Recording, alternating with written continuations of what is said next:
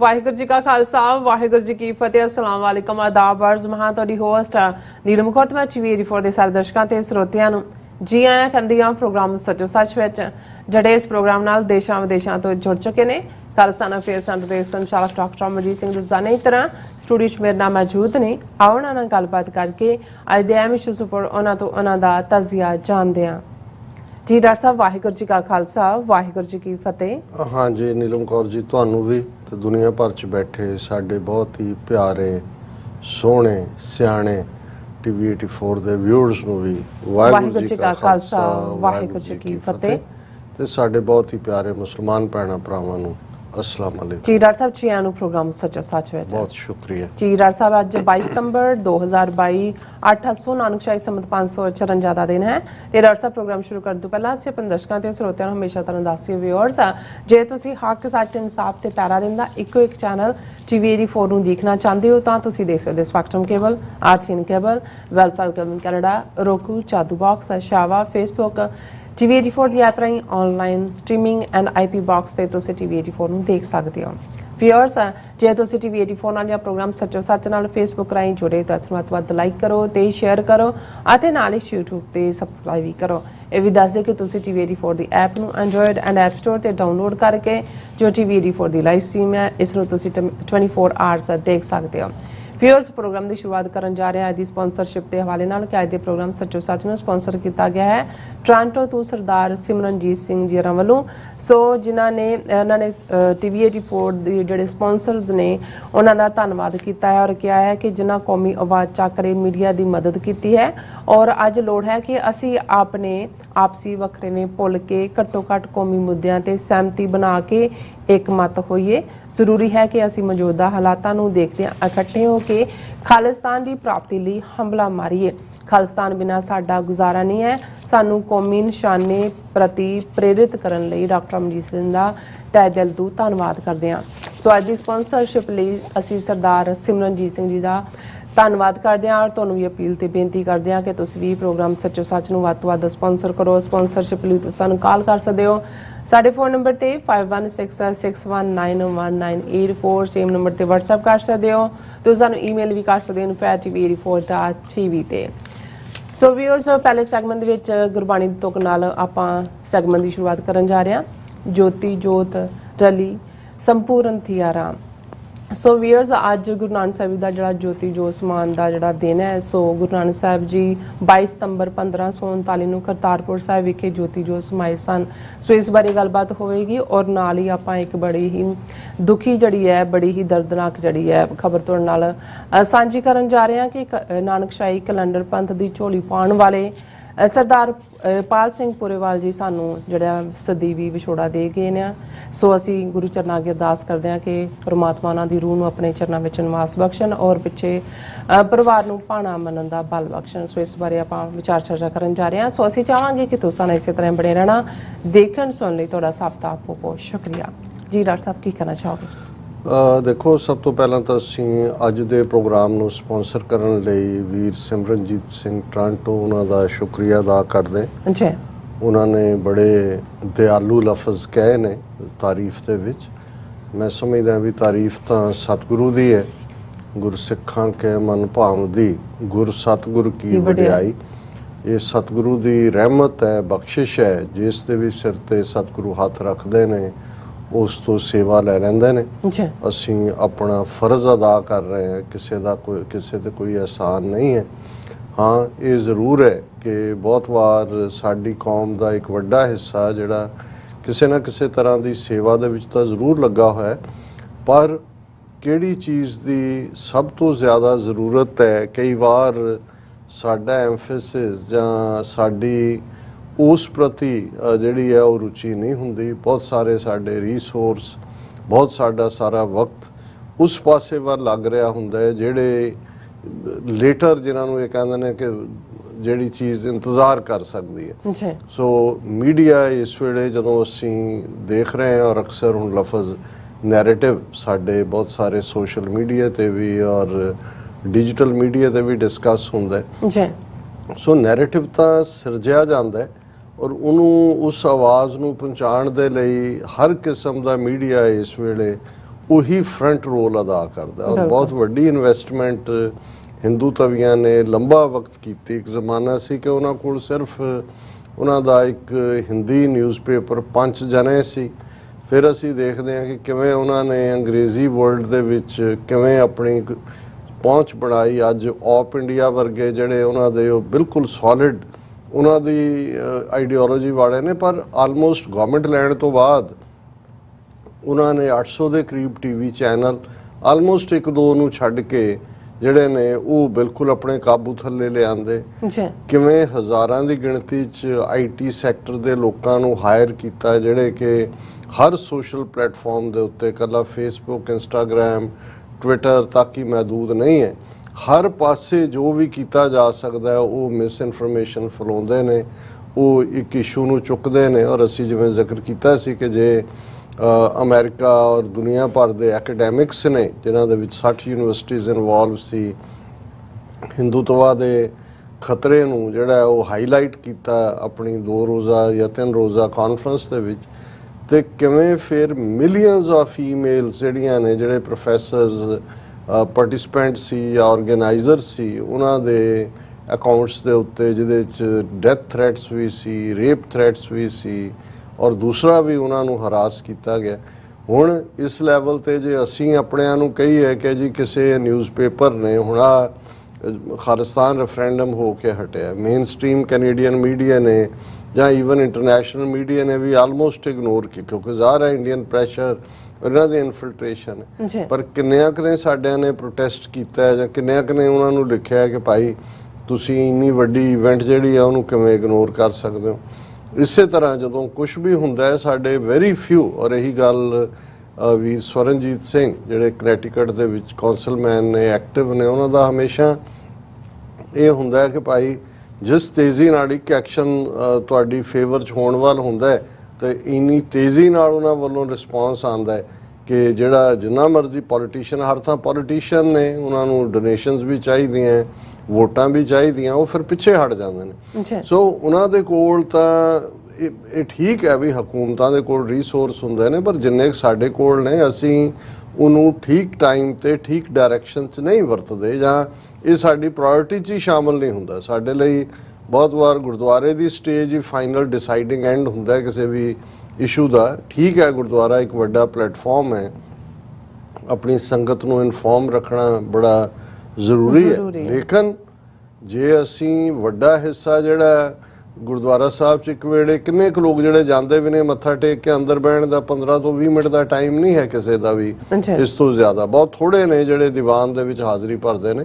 ਇਸ ਲਈ ਤੁਹਾਨੂੰ ਲੰਗਰ ਹਾਲ 'ਚ ਜਾਂ ਇੱਧਰ ਉੱਧਰ ਝੁੰਡ ਬਣਾ ਕੇ ਗੱਲਾਂ ਕਰਦਿਆਂ ਦੀ ਕਰਾਊਡ ਜ਼ਿਆਦਾ ਨਜ਼ਰ ਆਏਗੀ, ਅੰਦਰ ਤੁਹਾਨੂੰ ਉਨੇ ਕੀ ਬੰਦੇ ਬੈਠੇ ਨਜ਼ਰ ਆਉਂਦੇ ਨੇ। ਬਿਲਕੁਲ। ਸੋ ਜਿਹੜਾ ਬਹੁਤ ਸਾਰੀ ਅੱਜ ਕੱਲ੍ਹ ਜਾਣਕਾਰੀ ਹੈ ਉਹ ਤਾਂ ਤੁਹਾਡੇ ਸਮਾਰਟਫੋਨਾਂ ਦੇ ਉੱਤੇ ਕਲਿੱਕ ਅਵੇ ਹੈ, ਔਰ ਉਸ ਦੇ ਵਿੱਚ ਜਿਹੜਾ ਨੈਰੇਟਿਵ ਹੈ ਉਹੀ ਇੰਪੋਰਟੈਂਟ ਹੈ। ਜਿਹੜੀ ਵੀ ਕੋਈ ਖਬਰ ਆਈ ਉਸ ਨਾਲ ਜੁੜੀ ਜਿਹੜੀ ਗੱਲ ਅੱਗੇ ਤੋਰ ਦਿੱਤੀ ਉਹੀ ਅੱਗੇ ਸ਼ੇਅਰ ਹੁੰਦੀ ਜਦੋਂ ਤੱਕ ਤੁਸੀਂ ਉਹਦੀ ਕਲੈਰੀਫਿਕੇਸ਼ਨ ਕਰਨ ਲੱਗਦੇ ਹੋ ਉਦੋਂ ਤੱਕ ਆਲਮੋਸਟ ਉਹ ਹਰ ਨੁੱਕ ਐਂਡ ਕਾਰਨਰ 'ਚ ਪਹੁੰਚ ਚੁੱਕੀ ਹੁੰਦੀ ਹੈ। ਸੋ ਸਾਡਾ ਪਿਛਲੇ 10 ਵਰ੍ਹਿਆਂ ਤੋਂ TV 84 ਦਾ ਇੱਕ ਬੇਸ਼ੱਕ ਸੀਮਤ ਰੋਲ ਹੈ। ਕੱਲ ਇੱਕ ਸਾਡੇ ਵਿਊਅਰ ਨੇ ਲਿਖਿਆ ਵੀ ਕਿ ਇੰਨਾ ਜ਼ਬਰਦਸਤ ਚੈਨਲ ਔਰ ਇੰਨੀ ਜ਼ਬਰਦਸਤ ਜਾਣਕਾਰੀ, ਲੇਕਿਨ ਇਹਦਾ ਸਪਰੈਡ ਕਿਉਂ ਨਹੀਂ ਹੋ ਰਿਹਾ? ਹੁਣ ਅਸੀਂ ਤਾਂ ਨਹੀਂ ਹੈ ਹਰ ਗੱਲ ਕਰਨ ਦਾ, ਇਹ ਵੀ ਸਾਡੇ ਵਿਊਅਰਸ ਦੇ ਜਿੰਨੇ ਕੁ ਵੀ ਸਾਡੇ ਨਾਲ ਜੁੜਦੇ ਨੇ ਉਹਨਾਂ ਦਾ ਇਹ ਅੱਗੋਂ ਫਰਜ਼ ਬਣਦਾ ਹੈ ਕਿ ਉਹ ਅੱਗੋਂ ਜਿੰਨੇ ਵੀ ਸ਼ੇਅਰ ਕਰ ਸਕਦੇ ਨੇ, ਜਿੰਨਿਆਂ ਤੱਕ ਵੀ ਪਹੁੰਚਾ ਸਕਦੇ ਨੇ। ਸਾਡੇ ਲਈ ਤਾਂ ਇਹ ਹੁੰਦਾ ਹੈ ਕਿ ਵੀ ਅਸੀਂ ਜਿਹੜਾ ਇੱਕ ਕੁਆਲਿਟੀ ਕੰਟੈਂਟ ਪ੍ਰੋਡਿਊਸ ਕਰਨ ਦੀ ਕੋਸ਼ਿਸ਼ ਕਰਦੇ ਹਾਂ। ਸਾਡੇ ਪਿਛਲੀ ਟੀਮ ਵੀ ਯਤਨ ਕਰਦੀ ਹੈ। ਹੁਣ ਸਾਡੀਆਂ TV 84 ਦੀਆਂ ਇੰਡੀਪੈਂਡੈਂਟ ਨਿਊਜ਼ ਹੁੰਦੀਆਂ ਨੇ, ਅੱਗੇ ਤਾਂ ਆਲਰੇਡੀ ਜਿਹੜੀਆਂ ਨਿਊਜ਼ ਹੋਰ ਵੀ ਥਾਵਾਂ ਤੇ ਜਾਂਦੀਆਂ ਸੀ, ਪਰ ਹੁਣ ਸਾਡੀ ਟੀਮ ਇਸ ਗੱਲ ਨੂੰ ਯਕੀਨੀ ਬਣਾਉਂਦੀ ਹੈ ਕਿ ਪੰਥਕ ਪਰਸਪੈਕਟਿਵ ਤੋਂ ਜਿਹੜੀਆਂ ਬਾਹਰ ਵਾਪਰੀਆਂ ਇਵੈਂਟਸ ਨੇ ਉਹਨਾਂ ਦੀ ਨਿਊਜ਼ ਵੀ ਬਣੇ। ਸੋ ਇਸੇ ਤਰੀਕੇ ਨਾਲ ਸਾਡੇ ਜਿਹੜੇ ਦੂਸਰੇ ਕਮੈਂਟੇਟਰ ਨੇ, ਸਰਬਜੀਤ ਸਿੰਘ ਘੁਮਾਣ ਜਿਹੜੇ ਇੱਕ ਬੜੀ ਸ਼ਾਰਪ ਅੱਖ ਰੱਖਦੇ ਨੇ, ਪੰਜਾਬ ਅੰਮ੍ਰਿਤਸਰ ਦੀ ਧਰਤੀ ਤੇ ਬੈਠੇ, ਉਹ ਇੱਕ ਆਪਣਾ ਰਿਵਿਊ ਦਿੰਦੇ ਨੇ। ਇਸੇ ਤਰ੍ਹਾਂ ਜਸਵਿੰਦਰ ਸਿੰਘ ਦਿੱਲੀ 'ਚ ਸੀਜ਼ਨਡ ਜਰਨਲਿਸਟ ਨੇ ਜਿਨ੍ਹਾਂ ਨੇ ਅੱਡ-ਅੱਡ ਚੈਨਲਸ ਨਾਲ ਕੰਮ ਕੀਤਾ ਹੋਇਆ, ਉਹਨਾਂ ਦਾ ਵੀ ਜਿਹੜਾ ਉਂਗਲਾਂ ਨੇ ਠੀਕ ਨਬਜ਼ ਤੇ ਹੁੰਦੀਆਂ। ਔਰ ਅਸੀਂ ਇਹ 1.5 ਘੰਟੇ ਦਾ ਕੰਟੈਂਟ ਪ੍ਰੋਡਿਊਸ ਕਰਨ ਲਈ ਸਾਡਾ 24 ਘੰਟੇ ਦਾ ਵਰਕ ਹੁੰਦਾ ਹੈ। ਔਰ ਉਹਦੇ 'ਚ ਸਾਡੇ ਬਹੁਤ ਸਾਰੇ ਵਿਊਅਰਸ ਔਰ ਉਹਨਾਂ ਦੀ ਵੀ ਇਨਪੁਟ ਹੁੰਦੀ ਹੈ। ਜੇ ਇਸ ਸਭ ਦੇ ਬਾਵਜੂਦ ਇਸ ਨੂੰ ਅਸੀਂ ਇੱਕ ਲਿਮਟਿਡ ਦਾਇਰਾਕਾਰ 'ਚ ਹੀ ਰੱਖਣਾ ਹੈ, ਫਿਰ ਇੱਕ ਵਕਤ ਆਉਂਦਾ ਹੈ ਜਦੋਂ ਕਿ ਜਿਹੜੇ ਮਿਹਨਤ ਕਰਨ ਵਾਲੇ ਨੇ ਉਹਨਾਂ ਨੂੰ ਵੀ ਲੱਗਣ ਲੱਗ ਜਾਂਦਾ ਕਿ ਭਾਈ ਠੀਕ ਹੈ, ਜੇ ਕੌਮ ਦਾ ਇੱਕ ਹਿੱਸਾ ਉਹਨਾਂ ਨੂੰ ਇਹ ਵੀ ਨਹੀਂ ਲੱਗਦਾ ਕਿ ਭਾਈ ਠੀਕ ਪਰਸਪੈਕਟਿਵ ਕੀ ਹੈ ਜਾਂ ਕਿੰਨਾ ਇੰਪੋਰਟੈਂਟ ਹੈ, ਤੇ ਫਿਰ ਉਹਨਾਂ ਦੀ ਇੱਕ ਆਪਣੀ ਫਰਸਟ੍ਰੇਸ਼ਨ ਹੁੰਦੀ ਹੈ। ਸੋ ਅਸੀਂ ਵੀਰ ਸਿਮਰਨਜੀਤ ਸਿੰਘ ਜਿਹੜੇ ਨੌਜਵਾਨ ਨੇ, ਹਮੇਸ਼ਾ ਹੀ ਹਮਾਇਤ ਕਰਦੇ ਨੇ, ਸਪੋਰਟਿਵ ਨੇ, ਫਾਈਨੈਂਸ਼ੀਅਲੀ ਵੀ ਅਦਰਵਾਈਜ਼ ਵੀ, ਉਹਨਾਂ ਦਾ ਅਸੀਂ ਸ਼ੁਕਰੀਆ ਅਦਾ ਕਰਦੇ ਹਾਂ। ਅੱਜ ਦਾ ਦਿਨ ਇਤਿਹਾਸਕ ਹੈ। 22 ਸਤੰਬਰ 1539 ਦਾ ਉਹ ਦਿਨ ਜਿਸ ਦਿਨ ਗੁਰੂ ਨਾਨਕ ਸਾਹਿਬ ਕਰਤਾਰਪੁਰ ਸਾਹਿਬ ਦੀ ਪਵਿੱਤਰ ਧਰਤੀ ਦੇ ਉੱਤੇ ਜੋਤੀ ਜੋਤ ਸਮਾਏ। ਸਿੱਖ ਧਰਮ ਦੇ ਵਿੱਚ ਅਸੀਂ ਅਕਾਲ ਪੁਰਖ ਦਾ ਜੋਤ ਰੂਪ ਨੂਰ, ਕਿਉਂਕਿ ਇਸ ਦੁਨੀਆ ਦੀ ਕ੍ਰੀਏਸ਼ਨ ਹੀ ਜਿਹੜੀ ਹੈ ਉਹ ਨੂਰ ਦੇ ਨਾਲ ਹੁੰਦੀ ਹੈ। ਅਵਲ ਅੱਲਾਹ ਨੂਰ ਉਪਾਇਆ, ਕੁਦਰਤ ਕੇ ਸਭ ਬੰਦੇ, ਏਕ ਨੂਰ ਤੇ ਸਭ ਜਗ ਉਪਜਿਆ, ਕੌਣ ਭਲੇ ਕੋ ਮੰਦੇ। ਸਾਰੀ ਕ੍ਰੀਏਸ਼ਨ ਹੀ ਨੂਰ ਚੋਂ ਹੈ ਕਿ ਅਵਲ ਸਭ ਤੋਂ ਪਹਿਲਾਂ ਰੱਬ ਨੇ ਨੂਰ ਬਣਾਇਆ। ਪਰ ਜਿਹੜੀਆਂ ਰੱਬੀ ਜੋਤਾਂ ਜਾਂ ਰੱਬ ਦੇ ਨੂਰ ਦੇ ਸਨੇਹ ਨੂੰ ਦੇਣ ਲਈ, ਜਿਸ ਦੇ ਲਈ ਅਸੀਂ ਲਫ਼ਜ਼ ਗੁਰੂ ਦਾ ਮਤਲਬ ਵੀ ਚਾਨਣ ਹੈ, ਨੂਰ ਹੈ, ਪ੍ਰਕਾਸ਼ ਹੈ, ਹਨੇਰੇ ਨੂੰ ਖਾ ਜਾਣ ਵਾਲਾ ਹੈ, ਚਾਨਣ ਦੇਣ ਵਾਲਾ ਹੈ। ਔਰ ਇਹੀ ਜਦੋਂ ਅਸੀਂ ਗੁਰੂ ਦੇ ਗਿਆਨ ਦੀ ਗੱਲ ਕਰਦੇ ਹਾਂ, ਔਰ ਰੂਹਾਨੀ ਦੁਨੀਆ ਦੇ ਵਿੱਚ ਬੇਸ਼ੱਕ ਇਸ ਸ਼ਬਦ ਨੂੰ ਬਹੁਤ ਵਾਰ ਵਿਆਹ ਤੋਂ ਬਾਅਦ ਪੜ੍ਹਿਆ ਜਾਂਦਾ, ਆਨੰਦ ਕਾਰਜ ਤੋਂ ਬਾਅਦ, ਪਰ ਇਹ ਅਲਟੀਮੇਟਲੀ ਗੁਰੂ ਦੇ ਗਿਆਨ ਦਾ ਪ੍ਰਚੰਡ ਸੋਮਾ ਹੋਣਾ, ਰੌਸ਼ਨੀ ਹੋਣਾ, ਉਸ ਦਾ ਪ੍ਰਤੀਕ ਹੈ ਕਿ ਵਿਆਹ ਹੋਆ ਮੇਰੇ ਬਾਬਲਾ, ਗੁਰਮੁਖੇ ਹਰ ਪਾਇਆ, ਅਗਿਆਨ ਅੰਧੇਰਾ ਕੱਟਿਆ, ਗੁਰ ਗਿਆਨ ਪ੍ਰਚੰਡ ਬੁਲਾਇਆ। ਕਿ ਵਿਆਹ ਹੋਇਆ ਰੂਹ ਦਾ ਉਸ ਰੱਬ ਦੇ ਨਾਲ, ਗੁਰਮੁਖ ਨੂੰ ਰੱਬ ਮਿਲਿਆ, ਔਰ ਅਗਿਆਨ ਦਾ ਹਨੇਰਾ, ਕਿਉਂਕਿ ਜਿਹੜੀ ਰੂਹਾਨੀ ਦੁਨੀਆ ਦੇ ਵਿੱਚ ਵੀ ਦੋ ਹੀ ਚੀਜ਼ਾਂ ਨੇ। ਇੱਕ ਪਾਸੇ ਅਸੀਂ ਮਾਇਆ ਦੀ ਅਗਿਆਨਤਾ ਦੇ ਵਿੱਚ ਫਸੇ ਹੋਏ ਲੋਕ ਹੈ, ਔਰ ਗੁਰੂ ਦੀ ਬਾਣੀ ਜਿਸ ਨੂੰ ਗੁਰਬਾਣੀ ਇਸ ਜਗ ਮੈਂ ਚਾਨਣ ਰੌਸ਼ਨੀ ਨੂਰ ਹੈ। ਔਰ ਹਨੇਰੇ ਨੂੰ ਕੱਟਣਾ, ਇਹੀ ਗੁਰੂ ਦਾ ਇਸ ਧਰਤੀ ਦੇ ਉੱਤੇ ਆਣਾ। ਔਰ ਇਸ ਪ੍ਰਥਾਏ ਅਸੀਂ ਜਦੋਂ ਭਾਈ ਗੁਰਦਾਸ ਜੀ ਦੀ ਇਹ ਵਾਰ ਪੜ੍ਹਦੇ ਹਾਂ, ਸਤਿਗੁਰ ਨਾਨਕ ਪ੍ਰਗਟਿਆ, ਮਿੱਟੀ ਧੁੰਦ ਜਗ ਚਾਨਣ ਹੋਆ, ਜਿਉਂ ਕਰ ਸੂਰਜ ਨਿਕਲਿਆ, ਤਾਰੇ ਛਪੇ ਅੰਧੇਰ ਪਰੋਆ।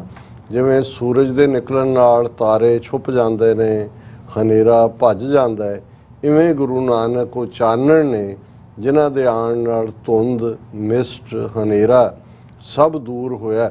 ਔਰ ਇਸ ਧਰਤੀ ਦੇ ਉੱਤੇ ਉਹ ਆਵਾਜ਼, ਨਿਰੰਕਾਰੀ ਆਵਾਜ਼, ਰੱਬ ਦੀ ਆਵਾਜ਼, ਪਿਆਰ ਦੀ ਆਵਾਜ਼, ਹਰ ਇੱਕ ਨੂੰ ਗਲ ਨਾਲ ਲਾਉਣ ਦੀ ਆਵਾਜ਼, ਔਰ ਇਹ ਮੈਸੇਜ ਕਿ ਐ ਜੀ ਨਾ ਹਮ ਉੱਤਮ ਨੀਚ ਨਾ ਮੱਧਮ, ਹਰ ਸ਼ਰਨਾਗਤ ਹਰ ਕੇ ਲੋਕ, ਕਿ ਅਸੀਂ ਨਾ ਉੱਚੇ ਹੈ ਨਾ ਨੀਵੇਂ ਹੈ ਨਾ ਮੱਧਮ ਕਲਾਸ ਹੈ, ਸਾਰੇ ਉਸ ਰੱਬ ਦੇ ਬੱਚੇ ਬੱਚੀਆਂ ਨੇ। ਹਰ ਇੱਕ ਉਸ ਰੱਬ ਦੀਆਂ ਨਿਗਾਹ 'ਚ ਕੋਈ ਊਚ ਨੀਚ ਨਹੀਂ ਹੈ, ਕੋਈ ਜ਼ਾਤ ਪਾਤ ਨਹੀਂ ਹੈ, ਕੋਈ ਮਜ਼ਹਬ ਦਾ ਵਖਰੇਵਾ ਨਹੀਂ ਹੈ।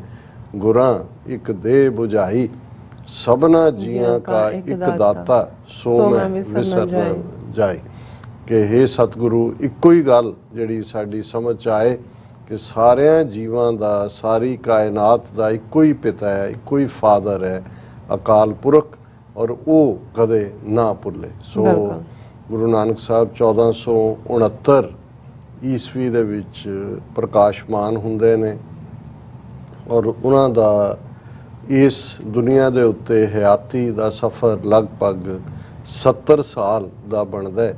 ਔਰ ਅੱਜ ਦੇ ਦਿਨ 22 ਸਤੰਬਰ 1539 ਨੂੰ ਕਰਤਾਰਪੁਰ ਸਾਹਿਬ ਦੇ ਮੁਕਾਮ ਵਿਖੇ ਉਹ ਨਗਰੀ, ਜਿਸ ਨੂੰ ਗੁਰੂ ਸਾਹਿਬ ਨੇ, ਜਿੱਥੇ ਚਾਰੋਂ ਦਿਸ਼ਾਵਾਂ ਦੇ ਵਿੱਚ ਪੂਰਬ, ਪੱਛਮ, ਉੱਤਰ, ਦੱਖਣ, ਔਰ ਜਦੋਂ ਅਸੀਂ ਕਹਿੰਦੇ ਜੈ ਜੈਕਾਰ ਜਪੰਤ ਨਰਾ, ਚਾਰੋਂ ਡਾਇਰੈਕਸ਼ਨਸ ਦੇ ਵਿੱਚ ਹਰ ਇੱਕ ਨੂੰ ਉਸ ਰੱਬ ਦੇ ਨਾਲ ਜੋੜਿਆ। ਆਪਣੇ ਸਾਥੀ ਸਿੱਖ ਭਾਈ ਮਰਦਾਨਾ ਰਬਾਬੀ, ਜਿਸ ਪ੍ਰਥਾਏ ਭਾਈ ਗੁਰਦਾਸ ਨੇ ਫਰਮਾਇਆ, ਇੱਕ ਬਾਬਾ ਅਕਾਲ ਰੂਪ, ਦੂਜਾ ਰਬਾਬੀ ਮਰਦਾਨਾ, कि आप वो रब्बी जोत, जोत नूर प्रकाश इक्को लफज ने, लाइट रोशनी, कि बाबा आप वो रब दी रोशनी ने, रब दा नूर ने, ते नाल उन्हां दे रबाबी मरदाना ने जिन्हां ने चार चफेरे जाके जिहड़ा है वो वाहिगुरू दे प्यार दा सुनेहा दिता है।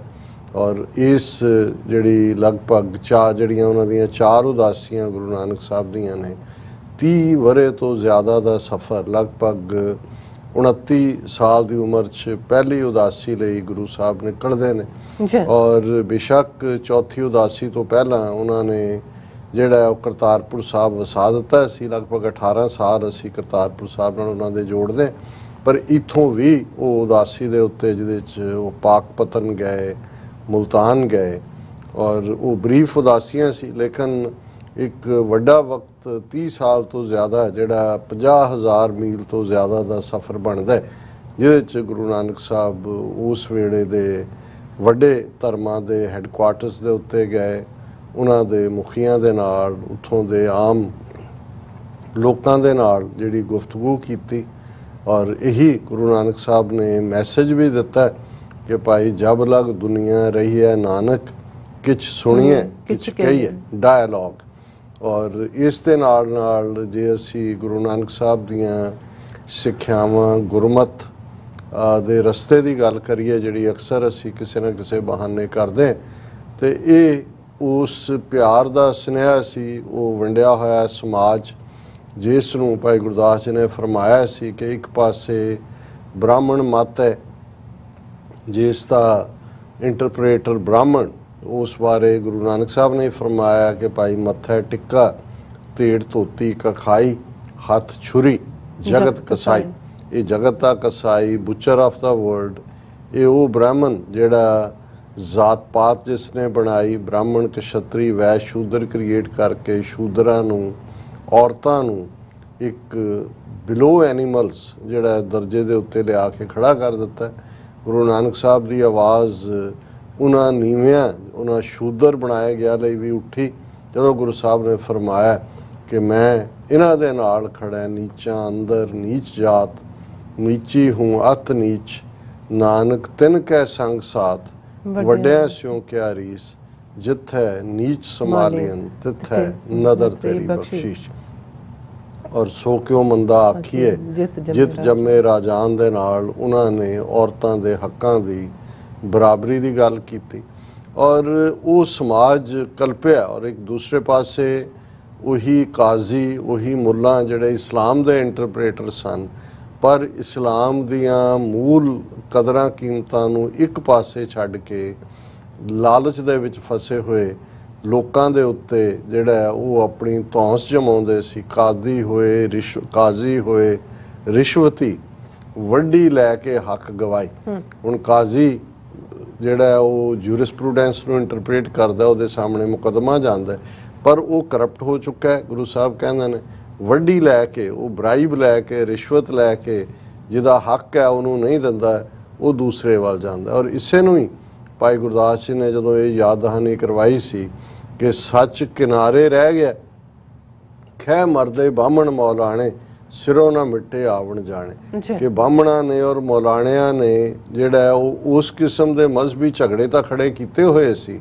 अंधी रईयत ज्ञान भी होनी पाए परे मुरदार, कि जिहड़ी रईयत है दुनिया है वो अन्नी हुई है ज्ञान तो बिना। जिन्हां ने ज्ञान इंटरप्रेट करना सी, ब्राह्मण ने और मौलाने ने जां काजी ने, वो तो खुद करप्ट होए हुए ने। तो सच जिहड़ा वो सब तो वड्डी कैजुअलिटी बने, सच किनारे रह गए, सच पासे है। और इन्हां ने अपना जिहड़ा है वो शुरू किया है ठक ठक। और इस सारे दे विच जिहड़ी गुरु नानक साहब की आवाज़ वो सारे खिते दे विच सुनी गई। जन्म उन्हां दा राय भोई दी तलवंडी, जिथे ननकाना साहब सुभाएमान है, उस थां हुंदा एक वड्डा अरसा, वो लगभग 12-13 साल का वो सुल्तानपुर लोधी अपनी भैन दे कोल भी गुजारते हैं, जिथे उन्हां दा परिवारक जीवन भी है, जिथे वो 13-13 का सुनेहा भी उत्थों ही उस धरती तो जाता है कि भाई इवें जीवन नूं जियो कि तुहाडा कुछ नहीं है, जी सब कुछ है जो उसदा है, मेरा मुझ में कुछ नहीं, जो कुछ है सो तेरा, तेरा तुझको सौंपते क्या लागे मेरा। हुण मेरा मेरा ਗਰੀਡ ਨੂੰ ਜਨਮ ਦਿੰਦਾ ਹੈ, ਤੇਰਾ ਤੇਰਾ ਤੁਹਾਨੂੰ ਇਹ ਦਰਸਾਉਂਦਾ ਹੈ ਨਿਸ਼ਕਾਮਤਾ ਜਿਹੜੀ ਹੈ ਡਿਜ਼ਾਇਰਸ ਨੂੰ ਖਤਮ ਕਰਦਾ ਹੈ ਕਿ ਭਾਈ ਜੋ ਕੁਝ ਵੀ ਹੈ, ਜੋ ਇੱਥੇ ਆਇਆ ਇਸ ਧਰਤੀ ਤੇ ਨਾ ਉਹ ਕੁਛ ਨਾਲ ਲੈ ਕੇ ਆਇਆ ਸੀ, ਜਦੋਂ ਉਹਨੇ ਜਾਣਾ ਉਹਨੇ ਨਾ ਕੁਝ ਲੈ ਕੇ ਨਾਲ ਜਾਣਾ। ਸੋ ਜੀਵਨ ਦਾ ਮਕਸਦ ਇਹੀ ਹੋਏ ਕਿ ਭਾਈ ਤੁਸੀਂ ਕਿਵੇਂ ਖੁਸ਼ੀ ਵੰਡਣੀ ਹੈ, ਕਿਵੇਂ ਜੀਵਨ ਦੇ ਵਿੱਚ ਬਾਕੀਆਂ ਦੇ ਲਈ ਜਿਹੜੀਆਂ ਨੇ ਉਹ ਆਸਾਨੀਆਂ ਪੈਦਾ ਕਰਨੀਆਂ। ਔਰ ਉਸ ਦੇ ਲਈ ਨਾ ਤਾਂ ਮਾਇਆ ਤੋਂ ਭੱਜਣ ਦਾ ਸੁਨੇਹਾ ਸੀ ਕਿ ਭਾਈ ਦੁਨੀਆਦਾਰੀ ਤੋਂ ਭੱਜੋ, ਸੰਨਿਆਸੀ, ਭਿਕਸ਼ੂ, ਜੋਗੀ, ਮੰਕ, ਫਕੀਰ ਜਾਂ ਕੋਈ ਸਾਧੂ ਜਾਂ ਸੂਫੀ ਇਹ ਬਣ ਜਾਓ। ਨਹੀਂ, ਗੁਰੂ ਸਾਹਿਬ ਨੇ ਮੈਸੇਜ ਵੀ ਉਹੀ ਦਿੱਤਾ ਕਿ ਭਾਈ ਘਾਲ ਖਾਏ ਕਿਛ ਹੱਥੋਂ ਦੇ, ਨਾਨਕ ਰਾਹ ਪਛਾਣੇ ਸੇ। ਔਰ ਇਸੇ ਲਈ ਜਦੋਂ ਸਿੰਪਲੀਫਾਈ ਕਰਦੇ ਨੇ ਜਿਹੜੇ ਸਕਾਲਰ ਕਿ ਗੁਰੂ ਨਾਨਕ ਸਾਹਿਬ ਦੀਆਂ ਟੀਚਿੰਗਸ ਨਾਮ ਜਪੋ, ਕਿਰਤ ਕਰੋ, ਵੰਡ ਛਕੋ, ਇਹ ਤਿੰਨੋਂ ਇੱਕ ਥਾਂ ਤੇ ਨਹੀਂ ਕਿਤੇ ਮਿਲਦੀਆਂ, ਲੇਕਿਨ ਇਸ ਨੂੰ ਤੁਸੀਂ ਦੇਖਦੇ ਹੋ ਕਿ ਘਾਲ ਖਾਏ ਕਿਛ ਹੱਥੋਂ ਦੇ, ਕਿ ਤੁਸੀਂ ਘਾਲਣਾ ਦੀ ਕਮਾਈ ਖਾਣੀ ਹੈ, ਕਿਰਤ ਕਮਾਈ ਕਰਨੀ। ਔਰ ਇਹੀ ਕਾਰਨ ਸੀ ਕਿ ਗ੍ਰਸਤ ਜੀਵਨ ਜਿਹੜਾ ਫੈਮਿਲੀ ਲਾਈਫ ਉਹ ਮੋਸਟ ਇੰਪੋਰਟੈਂਟ ਹੈ, ਕਿਉਂਕਿ ਉਸ ਦੇ ਵਿੱਚ ਹੀ ਤੁਸੀਂ ਸਮਾਜ ਦੇ ਵਿੱਚ ਰਹਿੰਦੇ ਆ, ਸਮਾਜ ਦੇ ਮਸਲਿਆਂ ਨੂੰ ਵੀ ਨਜਿੱਠਦੇ ਹੋ ਔਰ ਸਮਾਜ ਦੇ ਵਿੱਚ ਪ੍ਰੋਸਪੈਰਿਟੀ ਵੀ ਦਿੰਦੇ ਹੋ। ਔਰ ਇਹੀ ਗੱਲ ਗੁਰੂ ਨਾਨਕ ਸਾਹਿਬ ਨੇ ਜਦੋਂ ਜੋਗੀਆਂ ਨੂੰ, ਸਿੱਧਾਂ ਨੂੰ ਕਨਫਰੰਟ ਕੀਤਾ ਤੇ ਉਹਨਾਂ ਨੇ ਇਹੀ ਕਿਹਾ ਸੀ ਕਿ ਸਿੱਧ ਛਿਪ ਬੈਠੇ ਪਰਬਤੀ, ਕੌਣ ਧਰਤ ਕੋ ਪਾਰ ਉਤਾਰਾ, ਕਿ ਤੁਸੀਂ ਸਿਆਣੇ ਲੋਕ ਸੀ ਸਮਾਜ ਦੇ, ਤੁਹਾਡਾ ਫਰਜ਼ ਸੀ ਕਿ ਸਮਾਜ 'ਚ ਰਹਿ ਕੇ ਉਹਨਾਂ ਦੇ ਮਸਲੇ ਹੱਲ ਕਰਦੇ। ਤੁਸੀਂ ਤਾਂ ਲੁਕੇ ਹੋਏ ਹੋ, ਧਰਤੀ ਦਾ ਭਾਰ ਕਿਹਨੇ ਚੁੱਕਣਾ ਹੈ ਜਾਂ ਧਰਤੀ ਦੇ ਮਸਲੇ ਕਿਹਨੇ ਹੱਲ ਕਰਨੇ ਨੇ। ਸੋ ਇਹ ਇੱਕ ਬੇਸਿਕ ਰੂਹਾਨੀਅਤ ਦੀ ਦੁਨੀਆ ਦੇ ਵਿੱਚ ਬ੍ਰਾਹਮਣਵਾਦ, ਬੁੱਧ ਮਤ, ਜੈਨ ਮਤ, ਇਸਲਾਮ ਜਿਹੜੇ ਆਲਰੇਡੀ ਐਗਜ਼ਿਸਟ ਕਰਦੇ ਸੀ ਥਾਟ, ਉਹਨਾਂ ਦੇ ਵਿੱਚ ਗੁਰੂ ਨਾਨਕ ਸਾਹਿਬ ਦਾ ਥਾਟ ਇੱਕ ਜਿਸ ਨੂੰ ਭਾਈ ਗੁਰਦਾਸ ਜੀ ਨੇ ਗੁਰਮਤ ਗਾਡੀ ਰਾਹ ਚਲਾਇਆ ਕਿ ਉਹ ਇਸ ਕਿਸਮ ਦਾ ਗਾਡੀ GT ਰੋਡ ਫ੍ਰੀਵੇ ਵਾਂਗ ਸੀ, ਜਿੱਥੇ ਹੱਸਣਦਿਆਂ, ਖੇਲਣਦਿਆਂ, ਪਹਿਨਣਦਿਆਂ, ਖਾਵੰਦਿਆਂ ਵਿੱਚੇ ਹੋਵੇ ਮੁਕਤ, ਜਿੱਥੇ ਦੁਨੀਆ ਦੇ ਤੁਸੀਂ ਆਪਣੇ ਫਰਜ਼ ਵੀ ਅਦਾ ਕਰ ਰਹੇ ਹੋ ਔਰ ਉਸ ਆਪਣੀ ਕੰਮ ਕਰਦਿਆਂ, ਕਿਰਤ ਕਰਦਿਆਂ ਤੁਹਾਡੀ ਸੁਰਤ ਜਿਹੜੀ ਹੈ ਉਹ ਰੱਬ ਦੇ ਨਾਲ ਹੈ। ਤੁਸੀਂ ਜੈਸੇ ਜਲ ਮੈਂ ਕਮਲ ਨਿਰਾਲਮ, ਇਹ ਗੁਰੂ ਸਾਹਿਬ ਨੇ ਸਿੱਧ ਗੋਸ਼ਟ ਜੋਗੀਆਂ ਨੂੰ ਕਿਹਾ ਸੀ ਜਿਹੜੇ ਦੌੜੇ ਹੋਏ ਸੀ ਦੁਨੀਆ ਤੋਂ, ਕਿ ਸਾਡਾ ਰਸਤਾ ਇਹ ਹੈ ਕਿ ਜੈਸੇ ਜਲ ਮੈਂ ਕਮਲ ਨਿਰਾਲਮ, ਮੁਰਗਾਈ ਨੈਸਾਣੇ, ਸੁਰਤ ਸ਼ਬਦ ਭਵ ਸਾਗਰ ਤਰੀਏ, ਨਾਨਕ ਨਾਮ ਵਖਾਣ। ਕਿ ਜਿਵੇਂ ਪਾਣੀ ਦੇ ਵਿੱਚ ਕਮਲ ਦਾ ਫੁੱਲ ਭਾਵੇਂ ਚਿੱਕੜ 'ਚ ਹੁੰਦਾ ਹੈ ਲੇਕਿਨ ਉਸ ਤੋਂ ਉੱਪਰ ਹੁੰਦਾ ਹੈ, ਉਸ ਦੀ ਖੂਬਸੂਰਤੀ ਨੂੰ ਕੋਈ ਫਰਕ ਨਹੀਂ ਪੈਂਦਾ। ਇਸੇ ਤਰ੍ਹਾਂ ਮੁਰਗਾਬੀ ਪਾਣੀ ਦੇ ਵਿੱਚ ਹੁੰਦੀ ਹੈ ਪਰ ਪਾਣੀ ਉਹਦੇ ਖੰਭਾਂ ਨੂੰ ਡਿਸਟਰੋਏ ਨਹੀਂ ਕਰਦੀ ਜਾਂ ਉਹਨੂੰ ਡਿਸਟਰੋਏ ਨਹੀਂ ਕਰਦੀ। ਇਸੇ ਤਰ੍ਹਾਂ ਜਿਹੜਾ ਰੱਬ ਦਾ ਬੰਦਾ ਹੈ ਉਸ ਦੀ ਸੁਰਤ ਰੱਬ ਦੀ ਯਾਦ ਵਿੱਚ, ਰੱਬ ਦੀ ਬੰਦਗੀ ਦੇ ਵਿੱਚ ਪੁੜੀ ਹੁੰਦੀ ਹੈ। ਔਰ ਇਵੇਂ ਹੀ ਮਾਇਆ ਦੇ ਭਵ ਸਾਗਰ ਤੋਂ ਇਹ ਜਿਹੜੀਆਂ ਡਿਜ਼ਾਇਰਸ ਔਰ ਈਗੋ ਔਰ ਲਸਟ ਔਰ ਅਟੈਚਮੈਂਟ ਔਰ ਇਹ ਸਾਰੇ ਜੈਲਸੀ, ਇਹ ਸਾਰੇ ਜਿਹੜੀਆਂ ਬਿਮਾਰੀਆਂ ਨੇ, ਵਬਾਵਾਂ ਨੇ, ਜਿਹੜੇ ਵਕਾਰ ਨੇ, ਉਹਨਾਂ ਤੋਂ ਉਹ ਸੁਰਖਰੂ ਹੋ ਕੇ ਨਿਕਲਦਾ। ਸੋ ਇਹੀ ਮੈਸੇਜ ਜਿਸ ਨੂੰ ਗੁਰੂ ਨਾਨਕ ਸਾਹਿਬ ਨੇ ਆਪਣੀ ਜਦੋਂ ਅਸੀਂ ਧੁਰ ਕੀ ਬਾਣੀ ਆਈ ਤਿੰਨ ਸਗਲੀ ਚਿੰਤ ਮਿਟਾਈ ਕਹਿੰਦੇ, ਉਸ ਦੇ ਲਈ ਇਹੀ ਨਹੀਂ ਕਿ ਗੁਰੂ ਨਾਨਕ ਸਾਹਿਬ ਆਏ ਤੇ ਚਲੇ ਗਏ, ਉਹਨਾਂ ਨੇ ਬਾਣੀ ਰੂਪ ਦੇ ਵਿੱਚ ਜਿਹੜਾ ਆਪਣਾ ਸੁਨੇਹਾ ਰੱਬ ਦੀ ਇਬਾਦਤ ਦਾ, ਇਨਸਾਨੀਅਤ ਦੇ ਪਿਆਰ ਦਾ ਉਹ ਦਿੱਤਾ। ਔਰ ਜਿਹੜਾ ਜਦੋਂ ਅਸੀਂ ਅੱਜ ਦੇ ਦਿਨ ਦਾ ਜ਼ਿਕਰ ਕਰ ਰਹੇ ਹਾਂ, ਅੱਜ ਉਹਨਾਂ ਦਾ ਜੋਤੀ ਜੋਤ ਸਮਾਨ ਦਾ ਦਿਨ ਹੈ, ਜਿਸ ਦਿਨ ਗੁਰੂ ਨਾਨਕ ਜੋਤ ਜਿਹੜੀ ਨੂਰ ਰੂਪ 'ਚ ਆਈ ਉਹ ਪਰਮ ਜੋਤ ਸਮਾ ਗਈ। ਪਰ ਇਸ ਤੋਂ ਠੀਕ 4 ਦਿਨ ਪਹਿਲਾਂ ਯਾਨੀ ਕਿ 18 ਸਤੰਬਰ ਨੂੰ ਉਸੇ ਹੀ ਕਰਤਾਰਪੁਰ ਸਾਹਿਬ ਦੀ ਧਰਤੀ ਤੇ ਗੁਰੂ ਨਾਨਕ ਸਾਹਿਬ ਨੇ ਆਪਣੇ ਅਨੰਨ ਸਿੱਖ ਭਾਈ ਲਹਿਣਾ ਜੀ, ਜਿਹੜੇ 12-13 ਸਾਲ ਉਹਨਾਂ ਦੀ ਖਿਦਮਤ ਦੇ ਵਿੱਚ ਰਹੇ, ਜਿਹੜੇ ਇਸ ਯੋਗ ਗੁਰੂ ਨਾਨਕ ਸਾਹਿਬ ਨੇ ਸਮਝਿਆ ਕਿ ਭਾਈ ਇਹਨਾਂ ਦੇ ਵਿੱਚ ਹੁਣ ਇਹ ਜਿਹੜੀ ਰੱਬੀ ਜੋਤ ਜਿਹੜੀ ਮੇਰੇ ਜਾਮੇ ਦੇ ਵਿੱਚ ਆਈ, ਇਹ ਹੁਣ ਉਹਨਾਂ ਦੇ ਵਿੱਚ ਟਿਕਾ ਦਿੱਤੀ ਜਾਏ। ਔਰ ਇਸ ਨੂੰ ਹੀ ਜਦੋਂ ਅਸੀਂ ਸੱਤੇ ਤੇ ਬਲਵੰਡ ਜਾਂ ਪੱਟਾਂ ਦੇ ਸਵਈਆਂ 'ਚ ਦੇਖਦੇ ਤੇ ਫਿਰ ਇਹੀ ਹੈ ਜੋਤ ਓਹਾ ਜੁਗਤ ਸਾਏ ਸਹਿ ਕਾਇਆ ਫੇਰ ਪਲਟੀ ਹੈ। ਕਾਇਆ ਸਰੀਰ ਨੂੰ ਕਹਿੰਦੇ ਨੇ, ਕਿ ਸਿਰਫ ਸਰੀਰ ਬਦਲਿਆ, ਗੁਰੂ ਨਾਨਕ ਸਾਹਿਬ ਦਾ ਸਰੀਰ ਚੋਂ ਭਾਈ ਲਹਿਣਾ ਜੀ ਦੇ ਸਰੀਰ, ਪਰ ਜੋਤ ਉਹ ਜੁਗਤ ਸਾਏ, ਉਹੀ ਜੁਗਤ ਹੀ ਹੈ, ਉਹੀ ਥਾਟ ਪ੍ਰੋਸੈਸ ਹੈ, ਉਹੀ ਵੇ ਆਫ ਲਾਈਫ ਹੈ। ਸੋ 18 ਸਤੰਬਰ ਨੂੰ ਭਾਈ ਲਹਿਣਾ ਜੀ ਨੂੰ ਗੁਰਗੱਦੀ ਬਖਸ਼ ਕੇ ਗੁਰੂ ਅੰਗਦ ਸਾਹਿਬ ਦੇ ਰੂਪ ਦੇ ਵਿੱਚ ਗੁਰੂ ਸਾਹਿਬ ਨੇ ਸਥਾਪਿਤ ਕੀਤਾ। ਉਹਨਾਂ ਨੂੰ ਇਹ ਹਦਾਇਤ ਵੀ ਕੀਤੀ ਕਿ ਉਹ ਖਡੂਰ ਸਾਹਿਬ ਚਲੇ ਜਾਣ, ਔਰ ਫਿਰ ਉਸ ਦਾ ਵੀ ਅਸੀਂ ਟੈਸਟੀਮਨੀ ਗੁਰਬਾਣੀ 'ਚ ਦੇਖਦੇ ਹਾਂ ਕਿ ਫਿਰ ਸਤਿਗੁਰ ਆਣ ਵਸਾਇਆ ਫਿਰ ਖਾਡੂਰ। ਭਾਈ ਗੁਰੂ ਅੰਗਦ ਸਾਹਿਬ ਖਡੂਰ ਸਾਹਿਬ ਦੀ ਧਰਤੀ ਨੂੰ ਉਹਨਾਂ ਨੇ ਭਾਗ ਲਾਏ, ਔਰ ਅੱਜ ਦੇ ਦਿਨ ਗੁਰੂ ਨਾਨਕ ਸਾਹਿਬ ਜੋਤੀ ਜੋਤ ਸਮਾਏ। ਔਰ ਸਾਡੇ ਲਈ ਇਹ ਫਖਰ ਔਰ ਮਾਣ ਵਾਲੀ ਗੱਲ ਹੈ ਕਿ ਜਦੋਂ ਅਸੀਂ ਈਵਨ ਇਸ ਦਾ ਪਾਰਲੇ ਮੱਕਾ ਨਨਕਾਣਾ ਸਾਹਿਬ ਦੇ ਨਾਲ ਔਰ ਮਦੀਨਾ ਕਰਤਾਰਪੁਰ ਸਾਹਿਬ ਨੂੰ ਕਹਿੰਦੇ ਆ, ਤੇ ਸਾਡਾ ਮਦੀਨਾ ਜਿਹੜਾ 2019 ਤੱਕ ਸਾਥੋਂ ਦੂਰ ਸੀ, 1947 ਤੋਂ ਬਾਅਦ। ਔਰ ਪਾਕਿਸਤਾਨ ਦੀ ਹਕੂਮਤ ਜਨਾਬ ਇਮਰਾਨ ਖਾਨ ਔਰ ਜਨਰਲ ਕਮਰ ਜਾਵੇਦ ਬਾਜਵਾ, ਉਹਨਾਂ ਦੀ ਇਹ ਅਸੀਂ ਸਮਝਦੇ ਹਾਂ ਕਰਾਮਾਤ ਤਾਂ ਅਕਾਲ ਪੁਰਖ ਦੀ ਹੁੰਦੀ ਹੈ, ਪਰ ਐਫਰਟ ਰੱਬ ਵੀ ਕਿਸੇ ਦੇ ਸਿਰ ਤੇ ਹੱਥ ਰੱਖਦਾ ਹੈ, ਐਫਰਟ ਕੋਈ ਕਰਦਾ ਹੈ। ਇਹ ਕਰਤਾਰਪੁਰ ਸਾਹਿਬ ਦਾ ਲਾਂਘਾ ਖੁੱਲ੍ਹਿਆ, ਔਰ ਅੱਜ ਜਦੋਂ ਅਸੀਂ ਗੱਲਬਾਤ ਕਰ ਰਹੇ ਹਾਂ ਕਰਤਾਰਪੁਰ ਸਾਹਿਬ ਦੇ ਮੁਕਾਮ ਦੇ ਉੱਤੇ, ਜਿੱਥੇ ਹਜ਼ਾਰਾਂ ਦੀ ਗਿਣਤੀ 'ਚ ਹੁਣ ਈਵਨ ਸਿੱਖ ਪਾਕਿਸਤਾਨ ਤੋਂ ਵੀ ਸ਼ਮੂਲੀਅਤ ਕਰਦੇ ਨੇ, ਭਾਰਤ ਵੱਲੋਂ ਵੀ ਭਾਵੇਂ ਬਹੁਤ ਪਾਬੰਦੀਆਂ ਨੇ ਫਿਰ ਵੀ, ਔਰ ਡਾਇਸਪੋਰਾ 'ਚੋਂ ਵੀ ਸਿੱਖ ਜਾਂਦੇ ਨੇ, ਔਰ ਉਸ ਦਿਨ ਨੂੰ ਉੱਥੇ ਯਾਦ ਕੀਤਾ ਜਾ ਰਿਹਾ। ਔਰ ਅਸੀਂ ਸਮਝਦੇ ਹਾਂ ਕਿ ਸਾਡੇ 'ਚ ਕੋਈ ਧਾਰਮਿਕ ਤੌਰ 'ਤੇ ਖੁਸ਼ੀ ਜਾਂ ਗਮੀ ਦੇ ਪਲ ਨਹੀਂ ਹੁੰਦੇ, ਹਰ ਪਲ ਸਾਨੂੰ ਇਹੀ ਯਾਦ ਦਹਾਨੀ ਕਰਵਾਉਂਦਾ ਹੈ ਕਿ ਅਸੀਂ ਗੁਰੂ ਸਾਹਿਬਾਨ ਦੇ ਜੀਵਨ ਦੇ ਤੋਂ ਸਿੱਖਿਆ ਲੈ ਕੇ ਇੱਕ ਨਿਮਾਣੇ ਨਿਤਾਣੇ ਸਿੱਖ ਵਾਂਗ ਆਪਣਾ ਜੀਵਨ ਜਿਉਣਾ ਹੈ। ਪਰ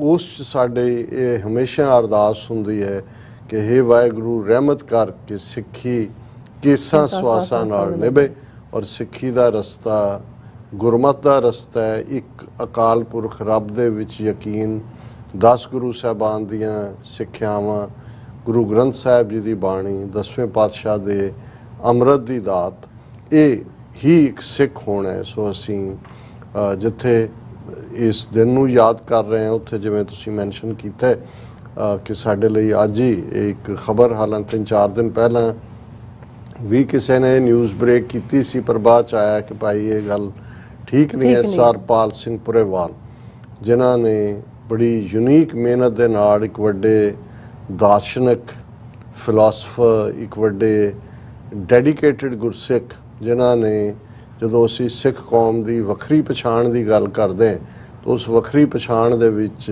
ਨਾਨਕਸ਼ਾਹੀ ਕੈਲੰਡਰ, ਬੇਸ਼ੱਕ ਇਹ ਵੀ ਸਾਡੀ ਕੌਮ ਦੇ ਹਿੱਸੇ ਆਇਆ ਹੈ ਕਿ ਜਿਉਂਦੇ ਜੀ ਅਸੀਂ ਆਪਣੇ ਸਕਾਲਰਸ ਨੂੰ ਵੀ ਰੋਲਦੇ ਹਾਂ, ਕੰਮ ਕਰਨ ਵਾਲਿਆਂ ਦੇ ਉੱਤੇ ਅੱਡ-ਅੱਡ ਲੇਬਲ ਲਾਉਂਦੇ ਹਾਂ। ਫਿਰ ਜਦੋਂ ਕਈ ਦਹਾਕੇ ਬੀਤ ਜਾਂਦੇ ਨੇ, ਕਈ ਵਾਰੀ ਸਦੀਆਂ ਬਾਅਦ ਜਾ ਕੇ ਸਾਨੂੰ ਖਿਆਲ ਆਉਂਦਾ ਵੀ ਉਹ ਇਹ ਤਾਂ ਇੰਨਾ ਵੱਡਾ ਕੰਮ, ਜੋ ਉਹੀ ਹਾਲ ਅਸੀਂ ਬਾਬਾ ਬੰਦਾ ਸਿੰਘ ਬਹਾਦਰ ਦਾ ਕੀਤਾ। ਉਹਨਾਂ ਨੂੰ ਜਿਹੜਾ ਉਹ ਦੁਸ਼ਮਣਾਂ ਨੇ ਜਿਸ ਕਿਸਮ ਦਾ ਪ੍ਰਚਾਰ ਜਿਹੜਾ ਉਹ ਨੈਰੇਟਿਵ ਸਿਰਜਿਆ, ਉਵੇਂ ਹੀ ਅਸੀਂ 20ਵੀਂ ਸਦੀ ਦੇ ਵਿੱਚ ਸਰ ਕਪੂਰ ਸਿੰਘ, ਉਹਨਾਂ ਦੇ ਤਾਂ ਮੈਂ ਅਖੀਰਲੇ ਵਰੇ ਅਖੀਰਲੇ ਦਿਨ ਦੇਖੇ ਹੋਏ ਨੇ।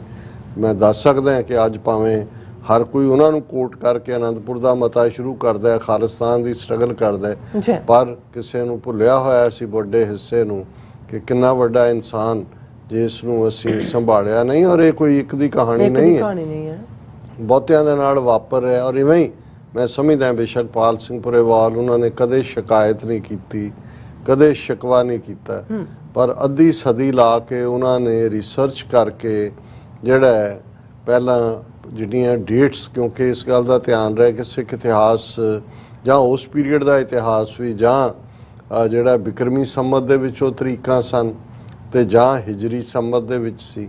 ਸੋ ਕਿਉਂਕਿ ਬਿਕਰਮੀ ਸੰਮਤ ਰਾਜਾ ਬਿਕਰਮਾ ਦੇ ਹਿੰਦੂ ਕੈਲੰਡਰ ਦੇ ਤੌਰ ਤੇ ਹੀ ਜਾਣਿਆ ਜਾਂਦਾ ਹੈ, ਹਿਜਰੀ ਸੰਮਤ ਇਸਲਾਮਿਕ ਕੈਲੰਡਰ ਹੈ। ਸੋ ਆਪਣੀ ਪਛਾਣ ਨਾਨਕਸ਼ਾਹੀ, ਔਰ ਉਹ ਵੀ ਤਾਂ ਕਿ ਗੁਰੂ ਨਾਨਕ ਸਾਹਿਬ ਜਿਹੜੇ ਜਿਨ੍ਹਾਂ ਦੇ ਨਾਲ ਸਿੱਖ ਮੱਤ ਦੀ ਸ਼ੁਰੂਆਤ ਹੁੰਦੀ ਹੈ, ਕਿ ਉਹਨਾਂ ਦੇ ਜਨਮ ਦੇ ਵਰੇ ਨਾਲ ਜਿਹਦੀ ਕੈਲਕੂਲੇਸ਼ਨ ਹੋਏ। ਔਰ ਇਹ ਕੈਲਕੂਲੇਸ਼ਨ ਸਿਰਫ ਡੇਟਾਂ ਦਾ ਟਰਾਂਸਫਰ ਹੀ ਨਹੀਂ ਸੀ, ਉਹਨਾਂ ਨੇ ਕੈਲਕੂਲੇਟ ਕੀਤਾ। ਕਿਉਂਕਿ ਜਿਹੜਾ ਦਿਨ ਦਾ ਉਤਰਾ ਚੜਾ, ਸੂਰਜ ਚੜ੍ਹਨ ਦਾ ਵੇਲਾ, ਸੂਰਜ ਡੁੱਬਣ ਦਾ ਵੇਲਾ, ਉਹਨਾਂ ਨੇ ਦਰਬਾਰ ਸਾਹਿਬ ਅੰਮ੍ਰਿਤਸਰ ਗੋਲਡਨ ਟੈਂਪਲ ਜਿਹਨੂੰ ਪੋਪੂਲਰਲੀ ਕਿਹਾ ਜਾਂਦਾ ਹੈ, ਅੱਛਾ, ਉਸ ਦਾ ਲੌਂਜੀਚੂਡ ਤੇ ਲੈਟੀਚੂਡ ਉਸ ਦਾ ਜਿਹੜਾ ਉਸ ਤੋਂ ਕੈਲਕੂਲੇਟ ਕੀਤਾ ਕਿ ਸੂਰਜ ਦੀਆਂ ਪਹਿਲੀਆਂ ਕਿਰਨਾਂ ਕਦੋਂ ਪੈਂਦੀਆਂ ਨੇ ਹਰਿਮੰਦਰ ਸਾਹਿਬ, ਸੂਰਜ ਅਸਤ ਕਦੋਂ ਹੁੰਦਾ ਹੈ। ਫਿਰ ਉਹਨਾਂ ਨੇ 500 ਸਾਲ ਦਾ ਇੱਕ ਪੂਰੀ ਜੰਤਰੀ ਜਿਹਦੇ ਲਈ ਲਫ਼ਜ਼ ਇਸਤੇਮਾਲ ਕੀਤਾ ਉਹ ਤਿਆਰ ਕੀਤੀ। ਫਿਰ ਉਸ ਚੋਂ ਫਰਦਰ ਜਿਹੜਾ ਹੈ 2003 ਤੱਕ ਪਹੁੰਚਦੇ ਆ ਜਿਹੜਾ ਕੈਲੰਡਰ ਲਾਗੂ ਹੁੰਦਾ ਹੈ ਪੰਥ ਵੱਲੋਂ। ਹਾਲਾਂ ਉਹਨਾਂ ਨੇ ਖਾਲਸਾ ਸਾਜਨਾ ਦਿਵਸ ਦੀ 300 ਸਾਲਾ ਯਾਦ ਦੇ ਮੌਕੇ ਪ੍ਰੈਜ਼ੈਂਟ ਕਰ ਦਿੱਤਾ ਸੀ, ਉਹਨੂੰ ਅਪਰੂਵ ਵੀ ਕਰ ਲਿਆ ਸੀ। ਪਰ ਉਸ ਵੇਲੇ ਜਿਹੜਾ ਅੱਜ ਜਥੇਦਾਰ ਰਣਜੀਤ ਸਿੰਘ ਉਛਲ ਕੇ ਸ਼੍ਰੋਮਣੀ ਕਮੇਟੀ ਚੋਣਾਂ ਸ਼੍ਰੋਮਣੀ ਕਮੇਟੀ ਦੇ ਜਿਹੜਾ ਉਹ ਆਪਣਾ ਜੱਫਾ ਪਾਉਣ ਦੇ ਲਈ ਕਰਦਾ ਹੈ, ਉਸ ਦੇ ਵੇਲੇ ਹੀ ਇਸ ਨੂੰ ਜਿਹੜਾ ਹਾਲਾਂ ਉਸ ਵੇਲੇ ਗੁਰਚਰਨ ਸਿੰਘ ਟੌਹੜਾ ਉਹਨੂੰ ਇੰਪਲੀਮੈਂਟ ਕਰਨਾ ਚਾਹੁੰਦੇ ਸੀ, ਪਰ ਉਹ ਰੁਕਾਵਟ ਬਣੇ। 2003 ਚ ਇੰਪਲੀਮੈਂਟ ਹੋਇਆ। 6-7 ਸਾਲ ਬਾਅਦ ਫਿਰ ਆ ਗਏ ਭਗਵਾਧਾਰੀ ਬ੍ਰਿਗੇਡ ਸੰਤ ਸਮਾਜ ਦੇ ਨਾਂ ਥੱਲੇ, ਔਰ ਉਹਨਾਂ ਨੇ ਉਹਦਾ ਹਿੰਦੂਕਰਨ ਕੀਤਾ। ਔਰ ਜਿਵੇਂ ਜਿਸ ਲੈਵਲ ਦੇ ਕੁਝ ਬੰਦੇ ਅੱਜ ਵੀ ਮੈਂ ਦੇਖ ਰਿਹਾ ਸੀ ਵੀ ਉਹਨਾਂ ਨੇ ਚੜ੍ਹਾਈ ਕੀਤੀ ਹੈ, ਇੱਕ ਦੋ ਨੈਗੇਟਿਵ ਕਮੈਂਟ ਕਰਨ ਵਾਲੇ, ਉਹਨਾਂ ਨੂੰ ਸ਼ਰਮ ਨਹੀਂ ਆਉਂਦੀ ਹੈ ਕਿ ਉਹ ਕਿਸ ਮੌਕੇ ਦੇ ਉੱਤੇ, ਪਰ ਉਹਨਾਂ ਨੂੰ ਬਹੁਤ ਉਹਨਾਂ ਦੀ ਕਰੈਕਟਰ ਅਸੈਸੀਨੇਸ਼ਨ ਵੀ ਕੀਤੀ, ਲੇਕਿਨ ਉਹਨਾਂ ਨੇ ਸਿਦਕ ਸਬਰ ਦਾ ਪੱਲਾ ਨਹੀਂ ਛੱਡਿਆ। ਔਰ ਵੱਡੀ ਗਿਣਤੀ ਦੇ ਵਿੱਚ ਜਿਹੜੇ ਸਿੱਖ ਸਮਝਦੇ ਨੇ ਕਿ ਭਾਈ ਜਿਹੜਾ ਉਹਨਾਂ ਦਾ ਕੰਮ ਹੈ ਅਲਟੀਮੇਟਲੀ ਇੱਕ ਦਿਨ ਰੈਕਗਨਾਈਜ਼ ਤਾਂ ਹੋਏਗਾ ਜਦੋਂ ਸਾਰਾ ਪੰਥ, ਕਿਉਂਕਿ ਅਲਟੀਮੇਟਲੀ ਸ਼੍ਰੋਮਣੀ ਕਮੇਟੀ 'ਚ ਜਦੋਂ ਉਹਨਾਂ ਨੇ ਆਪਣਾ ਪ੍ਰਭਾਵ ਬਣਾ ਕੇ ਔਰ RSS ਨੇ ਆਪਣਾ ਇੰਪੈਕਟ, ਜਦੋਂ ਈਵਨ ਨਾਨਕਸ਼ਾਹੀ ਕੈਲੰਡਰ 2003 ਚ ਲਾਗੂ ਵੀ ਹੋਇਆ ਸੀ ਔਰ ਉਸ ਵੇਲੇ ਸੁਦਰਸ਼ਨ ਸ਼ਾਇਦ RSS ਦਾ ਮੁਖੀ ਸੀ ਔਰ ਉਹ ਅੰਮ੍ਰਿਤਸਰ ਆਇਆ नेक्स्ट डे और कहता है कि अगर जथेदारों ने इसे मान भी लिया है तो सिख संगत इसको नहीं मानेगी। उदों सानू समझ नहीं सी आ रही भी किहड़ी संगत की गल, क्योंकि तीनों तख्तां दे जब पटना साहब हजूर साहब तो पहले ही पता सी कि भाई वो इन्हां दी RSS की जात च ने, पर जिवें फिर संत समाज ने उन्होंने सारी ड्रामेबाजी की, फिर समझ आया कि भाई इन्हां दी घुसपैठ किस हद तक है। और जिहड़ी जानकारी साडे कोल है, सर पाल सिंह पुरेवाल जिहड़े एडमिंटन कैनेडा च रहिंदे सन और 1974 तो उन्होंने कैनेडा नूं अपना घर बनाया सी एडमिंटन। उस तो पहला वो यूके च लंबा वक्त रहे, इंजीनियर भी सी, टीचर भी सी। और उन्हां दा जिहड़ा अंतिम संस्कार और अरदास है वो 27 सितंबर नूं कमिंग ट्यूसडे मंगलवार दोपहर 1 बजे 6403 रूपर रोड एडमिंटन उन्हां दी क्रिमेशन है। और उस तो बाद दोपहर ज़ाहिर है 3-3:30 बजे अंतिम अरदास जिहड़ी है gurdwara Singh Sabha 4504 मिलवुड्स road south Edmonton विखे है। सो असीं ये अपील भी करांगे कि जिहड़े वीर भैणां पहुँच सकते हैं वो जरूर जाण। असीं भी कोशिश करांगे जे रब ने चाह्या तो उन्हां दे अंतिम अरदास मौके एडमिंटन दीयां सिख संगतां दे दीदार कर सकें। जी राज साहब तुहाडा बहुत बहुत शुक्रिया, तुसीं अपने 4 साल दर्शकों नाल सांझे कीते ने। सो इत्थे लेने ब्रेक और ब्रेक ते जाण तो पहलां असीं अपने दर्शकों ते श्रोतिਆਂ ਨੂੰ अपील ते बेनती करदी व्यूअर्स, जिस तरह कि तुसीं जाणदे हो कि TV 84 एक पंथक चैनल है और TV 84 ਦੀ ਚੜ੍ਹਦੀ ਕਲਾ ਲਈ ਵੱਧ ਤੋਂ ਵੱਧ ਡੋਨੇਟ ਕਰੋ। ਡੋਨੇਟ ਕਰਨ ਲਈ ਸਾਡੀ ਵੈਬਸਾਈਟ tv84.tv ਤੇ ਜਾ ਕੇ ਪੇਪਲ ਦੀ ਵਰਤੋਂ ਕਰਕੇ 1 टाइम ਡੋਨੇਟ ਕਰ ਸਕਦੇ ਹੋ, ਮੰਥਲੀ ਡੋਨੇਟ ਵੀ ਕਰ ਸਕਦੇ ਹੋ। ਤੁਸੀਂ TV 84 ਦੇ ਨਾਮ ਤੇ ਚੈੱਕ ਬਣਾ ਕੇ ਸਾਨੂੰ ਮੇਲ ਵੀ ਕਰ ਸਕਦੇ ਹੋ ਸਾਡੇ ਇਸ ਪਤੇ ਤੇ 36-0137 ਐਵਨਿਊ ਲੌਂਗ ਆਈਲੈਂਡ ਸਿਟੀ ਨਿਊਯਾਰਕ 11101 USA, ਜਾਂ ਫਿਰ ਤੁਸੀਂ ਸਾਨੂੰ ਫੋਨ ਰਾਹੀਂ ਵੀ ਸੰਪਰਕ ਕਰ ਸਕਦੇ ਸਾਡੇ ਫੋਨ ਨੰਬਰ ਤੇ 5166191984। ਤੁਸੀਂ ਸਾਨੂੰ ਈਮੇਲ ਵੀ ਕਰ ਸਕਦੇ ਹੋ info@tv84.tv ਤੇ। ਅਸੀਂ ਤੁਹਾਡੇ ਤਹਿ ਦਿਲ ਤੋਂ ਸ਼ੁਕਰਗੁਜ਼ਾਰ ਹੋਵਾਂਗੇ। ਸੋ ਇੱਥੇ ਲੈਣੇ ਬ੍ਰੇਕ। ਵਿਊਅਰਸ ਤੁਸੀਂ ਸਾਨੂੰ ਇਸੇ ਤਰ੍ਹਾਂ ਬੜੇ ਰਹਿਣਾ। ਮਿਲਦੇ ਹਾਂ ਛੋਟੇ ਜਿਹੇ ਵਕਤ ਤੋਂ ਬਾਅਦ।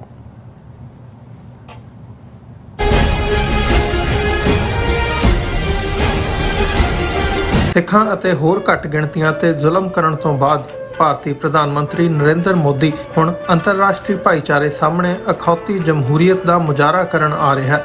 ਆਓ ਇਸ ਕਿਸਾਨਾਂ ਦੇ ਕਾਤਲ ਦਾ ਚਿਹਰਾ ਬੇਨਕਾਬ ਕਰੀਏ। 24 ਸਤੰਬਰ 2022 ਦਿਨ ਸ਼ਨੀਵਾਰ ਨੂੰ ਸਵੇਰੇ 11:30 ਵਜੇ ਯੂਨਾਈਟਿਡ ਨੇਸ਼ਨਜ਼ ਹੈੱਡਕੁਆਰਟਰਸ ਦੇ ਬਾਹਰ ਜ਼ੋਰਦਾਰ ਰੋਸ ਵਿਖਾਵਾ। ਟ੍ਰਾਈ ਸਟੇਟ ਦੀਆਂ ਸੰਗਤਾਂ ਵੱਧ ਚੜ੍ਹ ਕੇ ਇਸ ਪ੍ਰੋਟੈਸਟ ਦਾ ਹਿੱਸਾ ਬਣਨ। ਵਧੇਰੇ ਜਾਣਕਾਰੀ ਲਈ ਤੁਸੀਂ ਹੇਠ ਦਿੱਤੇ ਨੰਬਰਾਂ ਤੇ ਸੰਪਰਕ ਕਰ ਸਕਦੇ ਹੋ।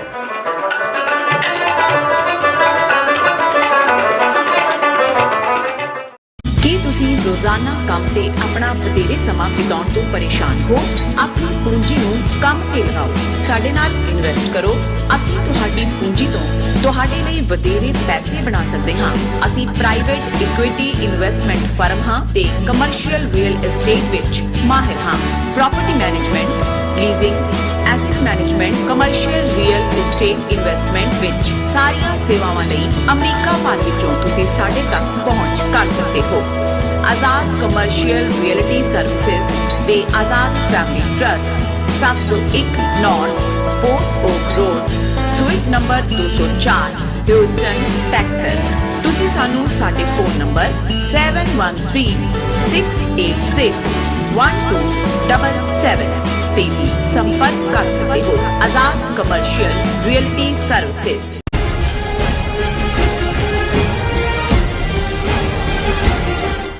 ਦਰਸ਼ਕੋ, ਬ੍ਰੇਕ ਤੋਂ ਬਾਅਦ ਤੁਹਾਡਾ ਸਭ ਦਾ ਭਰਪੂਰ ਸਵਾਗਤ ਹੈ। ਸੋ ਵੀਅਰਸ, ਗੱਲਬਾਤ ਕਰਨ ਜਾ ਰਹੇ ਹਾਂ ਕਿ ਭਾਰਤ ਸਰਕਾਰ ਨੇ ਟੋਰਾਂਟੋ ਵਿੱਚ ਹੋਏ ਖਾਲਿਸਤਾਨੀ ਰੈਫਰੈਂਡਮ ਤੋਂ ਬਾਅਦ ਹੁਣ ਕੈਨੇਡਾ ਸਰਕਾਰ ਕੋਲ ਜ਼ੋਰਦਾਰ ਪ੍ਰੋਟੈਸਟ ਕੀਤਾ ਹੈ। ਸੋ ਇਸ ਬਾਰੇ ਆਪਾਂ ਗੱਲਬਾਤ ਕਰਨ ਜਾ ਰਹੇ ਹਾਂ। ਸੋ ਅਸੀਂ ਚਾਹਾਂਗੇ ਕਿ ਤੁਸੀਂ ਇਸੇ ਤਰ੍ਹਾਂ ਬਣੇ ਰਹਿਣਾ, ਦੇਖਣ ਸੁਣਨੇ ਆ ਲਿਖਣ ਲਈ ਤੁਹਾਡਾ ਸਭ ਦਾ ਬਹੁਤ ਬਹੁਤ ਸ਼ੁਕਰੀਆ ਜੀ। ਡਾਕਟਰ ਸਾਹਿਬ, ਕੀ ਕਹਿਣਾ ਚਾਹੋਗੇ? ਦੇਖੋ, ਅਸੀਂ ਹੈਰਾਨ ਵੀ ਸੀ ਕਿ ਇੰਨੀ ਵੱਡੀ ਇਵੈਂਟ ਵਾਪਰੀ ਹੈ। ਮੀਡੀਆ ਨੂੰ ਤਾਂ ਉਹਨਾਂ ਨੇ ਚੁੱਪ ਕਰਵਾਇਆ ਹੀ ਹੋਇਆ ਸੀ ਕਿ ਵੀ ਆਪ ਵੀ ਹੋਠ ਸੀਤੇ ਹੋਏ ਨੇ, ਕੋਈ ਆਵਾਜ਼ ਨਿਕਲ ਨਹੀਂ ਰਹੀ। ਲੇਕਿਨ ਹੁਣ ਜਦੋਂ ਆਵਾਜ਼ ਨਿਕਲੀ ਹੈ ਤੇ ਚੀਕਾਂ ਦੇ ਰੂਪ 'ਚ ਨਿਕਲੀ ਹੈ। ਕੋਈ ਉਹਦੇ 'ਚੋਂ ਤੁਹਾਨੂੰ ਤੁਸੀਂ ਅੰਦਾਜ਼ਾ, ਕੋਈ ਬੋਲ ਨਹੀਂ ਨਿਕਲੇ ਹੈ, ਚੀਕਾਂ ਮਾਰੀਆਂ, ਚੀਕਾਂ ਨਿਕਲੀਆਂ। ਸੋ ਇਹਨੂੰ ਹੀ ਸਾਡੇ ਪੰਜਾਬੀ 'ਚ ਉਹ ਕਹਿੰਦੇ ਹੁੰਦੇ ਨੇ ਕਿ ਭਾਈ, ਉਹ ਇੱਕ ਕਿਸੇ ਨੇ ਪਿਛਲੇ ਦਿਨਾਂ 'ਚ ਇਸੇ ਹੀ ਹਵਾਲੇ ਨਾਲ ਗੱਲ ਕੀਤੀ। ਉਹਨਾਂ ਨੇ ਕਿਹਾ ਜੀ ਕਿ ਇੱਕ ਨਿਹੰਗ ਸਿੰਘ ਜਿਹੜਾ ਹੈ, ਉਹ ਤੇਜ਼ ਗੱਡੀ ਆ ਰਹੀ ਸੀ ਤੇ ਉਹਦੇ ਜਾ ਕੇ ਲਾਈਨ ਉਹ ਕਹਿ ਕੇ ਅਰਦਾਸਾ ਸੋਧਿਆ ਕਿ ਭਾਈ ਇਹਨੂੰ ਗੱਡੀ ਨੂੰ ਰੋਕਣਾ। ਉਹ ਕਹਿੰਦੇ ਜੀ ਲਾਈਨ ਦੇ ਵਿਚਕਾਰ ਖਲੋ ਗਿਆ। ਉਹਨੇ ਦੂਰੋਂ ਦੇਖਿਆ ਉਸ ਡਰਾਈਵਰ ਨੇ, ਇੰਜਨ ਡਰਾਈਵਰ ਨੇ ਗੱਡੀ ਦੇ, ਔਰ ਜਿਉਂ ਹੀ ਉਹ ਨੇੜੇ ਆਈ ਉਹਨੇ ਜ਼ੋਰ ਦੀ ਬ੍ਰੇਕ ਮਾਰੀ, ਜਿਵੇਂ ਗੱਡੀ ਦੀਆਂ ਤਾਂ ਚੀਕਾਂ ਹੀ ਹੁੰਦੀਆਂ ਨੇ, ਤੇ ਨਿਹੰਗ ਸਿੰਘ ਛਾਲ ਮਾਰ ਕੇ ਲਾਈਨ ਤੋਂ ਪਾਸੇ ਹੋ ਗਿਆ। ਉਹਨੂੰ ਕਹਿੰਦੇ ਕਿ ਵੀ ਤੂੰ ਤਾਂ ਕਹਿੰਦਾ ਸੀ ਰੋਕਣਾ ਹੈ। ਉਹ ਕਹਿੰਦਾ ਚੱਲ ਰੋਕਿਆ ਤਾਂ ਨਹੀਂ, ਚੀਕਾਂ ਤਾਂ ਕਢਾਤੀਆਂ। ਸੋ ਹੁਣ ਮੈਂ ਇਹ ਦੇਖਦਾ ਕਿ ਵੀ ਅਜੇ ਤਾਂ ਖਾਲਿਸਤਾਨ ਦੀ ਕਾਇਮੀ ਨੇ ਇਹਨਾਂ ਨੂੰ ਕਿੰਨੀ ਤਕਲੀਫ ਦੇਣੀ ਹੈ, ਇਹ ਤਾਂ ਅਜੇ ਬਾਅਦ ਦੀ ਗੱਲ ਹੈ। ਅਜੇ ਤਾਂ ਜਿਹੜੀ ਪ੍ਰੋਸੈਸ ਹੈ ਜਿਹਦੇ ਥੱਲੇ ਸਿੱਖ ਆਪਣੀ ਵਿਲ ਦੱਸ ਰਹੇ ਨੇ, ਔਰ ਕਿਉਂਕਿ ਇਹ ਗੱਲ ਕੱਲੀ ਇਹ ਨਹੀਂ ਹੈ ਵੀ ਇਹਦੇ ਨਾਲ, ਇਹ ਵੀ ਨਾਨ ਬਾਈਂਡਿੰਗ ਹੈ। ਔਰ ਉਹਦੇ 'ਚ ਕੈਨੇਡਾ ਗਵਰਨਮੈਂਟ ਨੇ ਪਹਿਲਾਂ ਹੀ ਕਿਹਾ ਜੀ ਕਿ ਅਸੀਂ ਸਪੋਰਟ ਨਹੀਂ ਕਰਦੇ, ਅਸੀਂ ਤਾਂ ਇੰਡੀਆ ਦੀ ਯੂਨਿਟੀ ਇੰਟੈਗ੍ਰਿਟੀ ਨੂੰ ਚੱਟਾਂਗੇ। ਜ਼ਰੂਰ ਚੱਟੋ ਤੁਸੀਂ, ਲੇਕਿਨ ਇਹਦੇ ਬਾਵਜੂਦ ਇਸ ਸਾਰੇ ਦੇ ਨਾਲ ਬਹੁਤ ਸਾਰਾ ਜਿਹੜਾ ਝੂਠਾ ਨੈਰੇਟਿਵ ਇਹਨਾਂ ਨੇ ਸਿਰਜਿਆ ਹੋਇਆ ਹੈ, ਉਸ ਦੇ ਕਿੰਗਰੇ ਉੱਡ ਰਹੇ ਨੇ, ਉਸ ਦੇ ਜਿਹੜੇ ਨੇ ਉਹ ਤੂੰਬੇ ਉੱਡ ਰਹੇ ਨੇ। ਔਰ ਉਹਦੇ 'ਚ ਇੱਕ ਵੱਡਾ ਇਹ ਕਿ ਖਾਲਿਸਤਾਨ ਦੇ ਹਮਾਇਤ ਦੇ ਵਿੱਚ ਸਿੱਖ ਨਹੀਂ ਨੇ। ਇਹ ਮੁੱਠੀ ਭਰ ਲੋਕ ਜਿਨ੍ਹਾਂ ਦੇ ਲਈ ਉਹ ਲਫ਼ਜ਼ ਕਿਸੇ ਜ਼ਮਾਨੇ 'ਚ ਸਿੱਧਾ ਟੈਰਰਿਸਟ ਇਸਤੇਮਾਲ ਕਰਦੇ ਸੀ, ਹੁਣ ਵੀ ਉਹਨਾਂ ਦੀ ਫੋਰਨ ਮਿਨਿਸਟਰੀ ਦੇ ਸਪੋਕਸਮੈਨ ਨੇ ਉਸ ਨੂੰ farcical exercise held by extremist and radical elements. ਵੈਸੇ ਟੈਰਰਿਸਟ ਕਹਿ ਦਿੰਦੇ ਫਿਰ ਦੋਨੋਂ ਲਫ਼ਜ਼ ਵੀ ਨਹੀਂ ਇਸਤੇਮਾਲ ਕਰਨ ਦੀ ਲੋੜ ਪੈਣੀ ਸੀ। ਫਿਰ ਤਾਂ ਹੁੰਦਾ ਵੀ 1.5 ਲੱਖ ਟੈਰਰਿਸਟ ਆ ਗਿਆ ਟੋਰਾਂਟੋ ਦੀਆਂ ਸੜਕਾਂ ਤੇ ਜੇ ਲੱਖ ਦਹਿਸ਼ਤਗਰਦ ਆ ਜਾਏ ਤਾਂ ਕਿਹੜੀ ਦੁਨੀਆ ਦੀ ਫੌਜ ਰੋਕ ਸਕਦੀ ਹੈ ਕਿਸੇ ਨੂੰ। ਸੋ ਉਸ ਤੋਂ ਇਹਨਾਂ ਦੀ ਡੀਪ ਫਰਸਟ੍ਰੇਸ਼ਨ ਜ਼ਾਹਰ ਹੁੰਦੀ ਹੈ। ਔਰ ਇਸ ਸਾਰੇ ਚੋਂ ਇੱਕ ਗੱਲ ਜਿਹੜੀ ਕਿਉਂਕਿ ਬਿਲਕੁਲ ਪੀਸਫੁਲ ਹੈ ਜੀ, ਔਰ ਇਹ ਜਿਵੇਂ ਅਸੀਂ ਅਕਸਰ ਇਹਨਾਂ ਸਾਰੇ ਦਿਨਾਂ ਦੇ ਵਿੱਚ ਹੀ ਜ਼ਿਕਰ ਕੀਤਾ ਹੈ ਕਿ ਜੀ ਇਹ well within the ambit of UN charter ਹੈ, well within the ambit of UN charter, international law, Canadian charter of rights, and ਕੱਲ੍ਹ ਨੂੰ ਅਮਰੀਕਾ 'ਚ ਹੋਏਗਾ ਤੇ ਅਮਰੀਕਨ ਫਸਟ ਅਮੈਂਡਮੈਂਟ ਦੇ ਥੱਲੇ। ਹਾਲਾਂਕਿ ਈਵਨ ਸਾਨੂੰ ਵੀ ਡੀਰੇਲ ਕਰਨ ਦੇ ਲਈ ਇੱਕ ਐਨੋਨੀਮਸ ਨਾਂ ਦੀ ID ਤੋਂ, ਜਿਹਦਾ ਆਪਣਾ ਹੌਸਲਾ ਨਹੀਂ ਹੈ ਕਿ ਵੀ ਉਹ ਆਪਣੀ ID ਦੇ ਕੇ ਗੱਲ ਕਰੇ, ਪਰ ਫਿਰ ਵੀ ਕਿਉਂਕਿ ਅਸੀਂ ਬੇਮਤਲਬ ਜਿਹਦੇ ਵਿੱਚ ਜਦੋਂ ਤੱਕ ਕਿਸੇ ਦਾ ਗਾੜੀ ਗਲੋਚ ਨਹੀਂ ਹੁੰਦਾ ਅਸੀਂ ਨੰਬਰ ਜਿਹੜਾ ਮੈਸੇਜ ਡਿਲੀਟ ਨਹੀਂ ਕਰਦੇ। ਉਹਨੇ ਸਾਨੂੰ ਵੀ ਤਾਨਾ ਦੇਣ ਦੀ ਕੋਸ਼ਿਸ਼ ਕੀਤੀ ਹੈ ਕਿ ਜੀ ਤੁਸੀਂ ਇੱਧਰ ਇਹਨਾਂ ਦੀ ਵੀ ਹਮਾਇਤ ਕਰ ਰਹੇ ਹੋ, ਉਧਰ ਜੇ ਵਾਰਿਸ ਪੰਜਾਬ ਦੇ ਜਥੇਬੰਦੀ ਕਰ ਰਹੇ ਉਹਨਾਂ ਦੀ ਵੀ ਕਰ ਰਹੇ, ਤੁਸੀਂ ਸਿਮਰਨਜੀਤ ਸਿੰਘ ਮਾਨ ਉਹਨਾਂ ਦੀ ਵੀ ਹਮਾਇਤ ਕਰਦੇ ਹੋ, ਉਹ ਇਹਦੇ ਬਾਰੇ ਇਹ ਸੋਚਦਾ, ਉਹਨੇ ਇਹਦੇ ਬਾਰੇ ਕੀ ਕਿਹਾ। ਅਸੀਂ ਇਹ ਦੱਸਣਾ ਚਾਹੁੰਦੇ ਹਾਂ ਕਿ ਅਸੀਂ ਹਮੇਸ਼ਾ, ਔਰ ਇਹ ਸਿੰਸ 91 ਨਵੰਬਰ ਮਹੀਨੇ ਜਦੋਂ ਤੋਂ ਪੰਥਕ ਪਿੜ ਦੇ ਵਿੱਚ ਫੁੱਲ ਟਾਈਮ ਮੈਂ ਸੇਵਾ ਦੇ ਵਿੱਚ ਆਇਆ, ਮੇਰੀ ਹਮੇਸ਼ਾ ਹੀ ਇਹ ਕੋਸ਼ਿਸ਼ ਰਹੀ ਹੈ, ਜਦੋਂ 4 ਜੁਝਾਰੂ ਜਥੇਬੰਦੀਆਂ ਇਕੱਠੀਆਂ ਸਨ ਫਿਰ ਵੀ ਜਿਹੜੀ ਪਹੁੰਚ ਸੀ, ਜਦੋਂ ਆਪਸ ਦੇ ਵਿੱਚ ਕੁੜਿੱਤਣ ਵੀ ਹੋਈ, ਰਾਹ ਵੱਖਰੇ ਹੋਏ, ਤਾਂ ਸਾਡਾ ਹਮੇਸ਼ਾ ਹੀ ਇਹ ਰਿਹਾ ਕਿ ਜਿਸ ਚੋਂ ਪੰਥ ਦੀ ਚੜ੍ਹਦੀ ਕਲਾ ਹੁੰਦੀ ਹੈ ਜੀ, ਪੰਥਕ ਏਜੰਡੇ ਦੀ ਗੱਲ ਹੁੰਦੀ ਹੈ, ਪੰਥ ਆਪਣੀ ਮੰਜ਼ਿਲ ਦੇ ਕਰੀਬ ਆਉਂਦਾ ਹੈ, ਉਹਨੂੰ ABC ਕੋਈ ਵੀ ਕਰ ਰਿਹਾ ਹੈ, ਉਸ ਦੀ ਸਾਨੂੰ ਅਨਕੰਡੀਸ਼ਨਲ ਹਮਾਇਤ ਹੈ। ਔਰ ਮੈਂ ਕਦੇ ਵੀ ਇਵਨ ਪੰਜਾਬ ਦੇ ਹਵਾਲੇ ਨਾਲ ਵੀ ਕਦੇ ਕੋਸ਼ਿਸ਼ ਨਹੀਂ ਕੀਤੀ ਹੈ ਕਿ ਜੀ ਖਾਸ ਤੌਰ ਤੇ ਕਿਸੇ ਨਾਲ ਤੁਸੀਂ ਫੋਨ ਤੇ ਗੱਲ ਕਰ ਰਹੇ ਹੋ, ਉਹਨੂੰ ਸਲਾਹ ਦੇ ਰਹੇ ਹੋ, ਇਹਨੂੰ ਦੇ ਰਹੇ ਹੋ। ਅਸੀਂ ਸਮਝਦੇ ਹਾਂ ਕਿ ਭਾਈ ਸਾਡੇ ਲਈ ਜਿਹੜਾ ਕ੍ਰਾਈਟੇਰੀਆ ਗੁਰੂ ਸਾਹਿਬ ਨੇ ਲੈ ਕੀਤਾ ਹੋਇਆ ਹੈ ਕਿ ਸਾਂਝ ਕੀਚੈ ਗੁਣਾ ਕੇਰੀ ਛੋੜ ਅਵਗੁਣ ਚੱਲੀਏ। ਦੂਸਰਾ ਪਾਰਟ ਹਮੇਸ਼ਾ ਇਹ ਹੁੰਦਾ ਹੈ ਕਿ ਵੀ ਜੇ ਤੁਸੀਂ ਇੱਕ ਟੀਮ ਦੀ ਫੰਕਸ਼ਨਿੰਗ ਵੀ ਦੇਖੋ, ਤੇ ਜਿਨ੍ਹਾਂ ਨੇ ਜੇ ਵਾਲੀਬਾਲ ਦੀ ਗੱਲ ਹੀ ਕਰੀਏ ਤੇ ਜਿਹਨੇ ਫਾਈਨਲੀ ਸਕੋਰ ਕਰਨਾ ਹੈ ਉਹ ਤਾਂ ਨੈਟ ਦੇ ਨੇੜੇ ਵਾਲਾ ਹੈ, ਲੇਕਿਨ ਉਹਨੂੰ ਵਾਲੀ ਬਣਾ ਕੇ ਦੇਣ ਤੱਕ ਪਹੁੰਚਾਉਣ ਤੱਕ ਇੱਕ ਪੂਰੇ ਟੀਮ ਦਾ ਕੰਮ ਹੁੰਦਾ ਹੈ। ਸੋ ਅਸੀਂ ਹਮੇਸ਼ਾ ਹੀ, ਕਿਉਂਕਿ ਸਿਕਸ ਫਾਰ ਜਸਟਿਸ ਨੇ ਰੈਫਰੈਂਡਮ 2020 ਦੇ ਪ੍ਰੋਜੈਕਟ ਨੂੰ ਜਿਹੜਾ ਉਸ ਦੀ ਸ਼ੁਰੂਆਤ ਕੀਤੀ, ਕੋਵਿਡ-19 ਦੇ ਚੱਲਦੇ ਆ ਉਹ ਡਿਲੇ ਕਰਨਾ ਪਿਆ, ਲੇਕਿਨ ਅਸੀਂ ਪਹਿਲੇ ਦਿਨ ਤੋਂ ਸਾਡੀ ਇਸ ਬਾਰੇ ਬਿਲਕੁਲ ਕਲੀਅਰ ਪੋਜੀਸ਼ਨ ਹੈ। ਕੋਈ ਵੀ ਹੰਡਰਡਸ ਆਫ ਸਪੀਚਸ ਔਰ ਹੰਡਰਡਸ ਆਫ ਪ੍ਰੋਗਰਾਮਸ ਇਸ ਗੱਲ ਦੀ ਟੈਸਟੀਮਨੀ ਹੋਣਗੇ ਕਿ ਅਸੀਂ ਫੁੱਲ, ਕਿਉਂਕਿ ਜਿਵੇਂ ਅਸੀਂ ਕਿਹਾ ਵੀ ਇਹ ਇੱਕ ਸਾਡਾ ਹੱਕ ਹੈ, ਉਸ ਦਾ ਉਹ UN ਚਾਰਟਰ ਵੀ ਸਾਨੂੰ ਹੱਕ ਦਿੰਦਾ ਹੈ, ਇੰਟਰਨੈਸ਼ਨਲ ਲਾਅ ਵੀ ਦਿੰਦਾ ਹੈ। ਜਿਨ੍ਹਾਂ ਮੁਲਕਾਂ 'ਚ ਅਸੀਂ ਬੈਠੇ ਹਾਂ, ਅਸੀਂ ਕੋਈ ਇਹਨਾਂ ਮੁਲਕਾਂ ਦੀ ਸੋਵਰਨਿਟੀ ਇੰਟੈਗਰਿਟੀ ਨੂੰ ਚੈਲੰਜ ਨਹੀਂ ਕਰ ਰਹੇ, ਅਸੀਂ ਉਹੀ ਹੱਕ ਮੰਗ ਰਹੇ ਹਾਂ ਜਿਹੜਾ ਆਲਰੇਡੀ ਜਿਨ੍ਹਾਂ ਚਾਰਟਰਸ ਦੇ ਉੱਤੇ ਇਹਨਾਂ ਮੁਲਕਾਂ ਨੇ ਦਸਤਖਤ ਕੀਤੇ ਹੋਏ ਨੇ। ਔਰ ਉਹਨਾਂ ਦੇ ਆਪਣੇ ਮੁਲਕਾਂ ਦੇ ਜਿਹੜੇ ਕੈਨੇਡਾ, ਜਿਹਨੇ ਖੁਦ 1980 ਔਰ 1995 'ਚ 2 ਵਾਰ ਕਿਊਬੈਕ ਦੇ ਵਿੱਚ ਰੈਫਰੈਂਡਮ ਕਰਵਾਇਆ, ਔਰ ਉਹਨਾਂ ਨੂੰ ਕੀ ਇਤਰਾਜ਼ ਹੈ ਵੀ ਕੈਨੇਡੀਅਨ ਸਿਟੀਜ਼ਨਸ ਦਾ ਹੱਕ ਹੈ, ਉਹਨਾਂ ਨੇ ਕਿਤੇ ਵੀ ਇਕੱਠੇ ਹੋ ਕੇ ਆਪਣੇ ਮੁਲਕ 'ਚੋਂ ਕੀ ਢਾਂਚਾ ਚਾਹੁੰਦੇ ਨੇ, ਇਹਦੇ 'ਚੋਂ ਕੋਈ ਕੈਨੇਡਾ ਦੇ ਫਿਊਚਰ ਦੀ ਗੱਲ ਤਾਂ ਨਹੀਂ ਕਰ ਰਹੇ। ਲੇਕਿਨ ਜਦੋਂ ਇਹਨਾਂ ਨੂੰ ਹੁਣ ਇਹ ਤਕਲੀਫ ਹੈ ਕਿ ਵੀ ਪਹਿਲਾਂ ਤਾਂ ਇਹ ਸਮਝਦੇ ਸੀ ਕਿ ਇਹੀ ਕਹੀ ਜਾਓ ਜੀ 2.5 ਟੋਟਰੂ few radicals here and there, London ਦੇ ਇਕੱਠ ਨੇ ਜਿਹੜਾ ਉਹ ਪਹਿਲਾਂ ਕ੍ਰੀਏਟ ਕੀਤਾ, ਫਿਰ ਇਹਨਾਂ ਨੇ ਆਪਣਾ ਨਜ਼ਲਾ UK ਦੀ ਸਰਕਾਰ ਤੇ ਝਾੜਨਾ ਚਾਹਿਆ, ਉਸ ਤੋਂ ਬਾਅਦ 2-4 ਉੱਥੇ ਪ੍ਰੋਟੈਸਟ ਦੇ ਦੌਰਾਨ ਔਰ ਦੂਜੀ ਹਿੰਸਕ ਘਟਨਾਵਾਂ ਕਰਨ ਦੀ ਕੋਸ਼ਿਸ਼ ਵੀ ਕੀਤੀ, ਲੇਕਿਨ ਉਹਦੇ 'ਚ ਫੇਲ ਹੋਏ। ਔਰ ਦੂਸਰੇ ਪਾਸੇ ਉਹਨਾਂ ਨੇ ਇਟਲੀ ਔਰ ਦੂਸਰੇ ਨੂੰ ਤਾਂ ਇਗਨੋਰ ਵਾਂਗ ਹੀ ਕੀਤਾ ਕਿ ਭਾਈ ਕੋਈ ਨਹੀਂ। ਔਰ ਕੈਨੇਡਾ 'ਚ ਵੀ ਉਹ ਸ਼ਾਇਦ ਉਹਨਾਂ ਨੂੰ ਤਵੱਕੋ, ਜਿਵੇਂ ਕੱਲ ਅਸੀਂ ਇੱਕ ਹਿੰਦੂ ਸੱਜਣ ਜਿਹੜਾ ਪ੍ਰੋਟੈਸਟਰ ਵੀ ਸੀ ਉਹਦੀ ਲਿਖਤ ਨੂੰ ਸਾਂਝਾ ਕੀਤਾ ਸੀ, ਜਿਹਨੂੰ ਸਾਡੇ ਦਰਸ਼ਕਾਂ ਵੱਲੋਂ ਕਾਫੀ ਪਸੰਦ ਕੀਤਾ ਗਿਆ, ਕਿਉਂਕਿ ਇਹ ਜਿਹੜਾ ਨੈਰੇਟਿਵ ਸੀ ਦੁਸ਼ਮਣ ਦੇ ਖੈਮੇ 'ਚੋਂ ਆ ਰਿਹਾ ਸੀ, ਰੈਫਰੈਂਡਮ ਦੀ ਸਕਸੈਸ ਦੀ ਗੱਲ ਕਰ ਰਿਹਾ ਸੀ, ਔਰ ਉਹਦਾ ਖੁਦ ਮੰਨਣਾ ਸੀ ਕਿ ਜਿੰਨਾ ਫਿਜ਼ਾ ਦੇ ਵਿੱਚ ਉਹ ਕੋਈ ਵੀਲ ਚੇਅਰ ਤੇ ਹੈ, ਕੋਈ ਛੋਟਾ ਹੈ, ਝੰਡੇ ਨੇ, ਟੀ-ਸ਼ਰਟਸ ਨੇ, ਉਹਨੇ ਕਿਹਾ ਵੀ ਜਿਹੜਾ ਇੰਡੀਅਨ ਯੂਨਿਟੀ ਦਾ ਹਾਮੀ ਹੈ ਉਹਦੇ ਲਈ ਤਾਂ it was a depressing moment. ਉਹਨੂੰ ਨਜ਼ਰ ਆ ਰਿਹਾ ਸੀ ਕਿ ਵੀ ਖਾਲਿਸਤਾਨ ਤਾਂ ਬਣਿਆ ਹੋਇਆ।